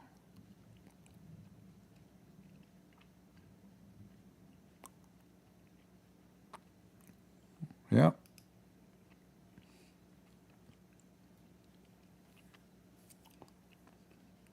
All right. So guys, the breaking news is it turned to be broken for real. There's no news in the news. It's just a fart. Iranian fart. Trump fart back at them. There's no real war. It's a joke. It's a mockery. And I hope the Israeli will accomplish victory soon. And I hope if you are an Israeli, please do me a favor. Tell this Netanyahu, attack the electric grid of Iran. Attack their communication system. Stop being stupid. Attack every single tower for a signal. Attack the electricity. And that will stop everything. And that will make, until now, they look fine. Because their citizens, they see electricity is coming, water is coming, so normal life is happening. I understand you don't want to hurt the civilians, but electricity is a must to make the regime exposed, that they are losing the ground. Hit it. Stop being stupid. So if you are an Israeli, please carry my message to the Israeli government and the IDF. I care for Israel, I support Israel, and when I scream, asking for something because I feel pain when I see those filthy people hurting you and hurting your country, and you are not doing the right thing. And in the same time, I want to say shalom to all the Israeli soldiers. I'm proud of you. Girls before the boys. I saw how those girls, they fly with their fighter jets, go into the heart of the enemy, taking off and knocking down all those mullahs one after one. You girls are heroes. I respect you. You are truly, truly, truly heroes of your country. It's normal to see a man doing that. But to see women, that is telling us that the Israeli state have lions, doesn't matter if they are male or females. All of you, you are lions. All of you are powerful and all of you are warriors. And I salute you. But I want your leaders to do what is right to save as many from your own citizen. It is very painful to see your buildings being demolished. This war will continue as long you don't cut the vein, cut the nerve, cut the lifeline of this regime. And that starts with electricity and water. Then people will revolt. People will go against them. People are people, doesn't matter which country. If Trump, he go in this, make a speech now about how progress we are, and we have no water, we have no electricity, we have even our poo-poo is not going. Do you think I will appreciate Trump's speech? Nobody can live by those speeches. People, they count first what is necessity for life. We don't want to hurt the civilians, but this is the way to end the war fast and to make the regime exposed with his weakness. He will beg you to stop then. Hit the electric grid. Do it now, not tomorrow. And you will see how my advice works. So I might go live again later. We were going to go about this lesbian boy to make him shish kebab, but no problem. We'll go maybe tonight or maybe tomorrow. So guys, did we have a good time? I hope so. All right. And if you want to take a selfie with the Prophet Muhammad, if you are a Muslim, please feel free. Prophet Muhammad is the best between all mankind. He was so clean, and he takes shower with dead dogs and women blood from period and stinky garbage. And that make him the most unique dirt bag ever. He's a prophet. He's so clean and he's holy. Yet he takes shower with dead dogs and women blood from menstruation. By the way, according to science, women menstruation blood is very healthy. You can use that as shampoo. In many civilizations, they used to use it as a bamboo. Like depend where are you from, you know? So like the same word actually, shampoo is bamboo, you know, depend. If you're an Arab, everything is shampoo. Bamboo, balboo, you know, it doesn't matter. It's all shampoo. Like the Israelis now are hitting Iran, wiping the floor with their air forces, with their security, with the police, even the prison, they open the doors for it. What the Iranians say, this is nothing. That was shampoo for us. It's nothing. You know, look at me, look me. I'm the mullah. I will take a shower in front of you. They get naked. Nothing happened to me. I'm still alive. Shampoo, shampoo. The Israeli, they hit the second day. They wipe the floor with the mullahs again. They take off their panties, the laundry, everything. The mullah, he go on TV. Brothers and sisters, they did nothing. They just hit us with shampoo. I tell you, we are fine. Even more than 80% of my leaders are dead, but who care? They are with Allah, enjoying shampoo. Okay. Third day, the mullah, he come and he have only 2 guys next to him. There was 300 next to him, like the Spartan. And then he will say to them, yes, we are going to do retaliation against the Israeli. And don't worry, everything they throw at us is not nothing. It's like shampoo. It's true, from the 300, I have only 2 with me. And I might be the next, but who care? We will be with Allah soon doing shampoo. So the Israeli will keep doing shampoo until there's no shampoo left. So why don't start with the electricity and finish with the shampoo? So we will not see those guys on TV no more. Hit it. Hit it and let the shampoo go in the sewage. So I want to say thank you. May the Lord bless you. And we pray for Israel to have victory soon and peace. And peace for those who love peace, and no peace for the wicked, the Lord said. And we are who? We are the crusade. And who is our Lord? God is good, so is Jesus. He is the good shepherd. He is the good master. He is the good teacher. He is the only one. He can save us from the evil and the wicked.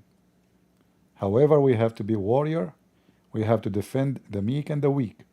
We have to be strong against the aggression, against the evil. Don't let them take over. That will be your fault. It's your duty and it's your time to be a warrior for Christ. Defend the truth, and the truth will set you free. And we are the crusade. See ya.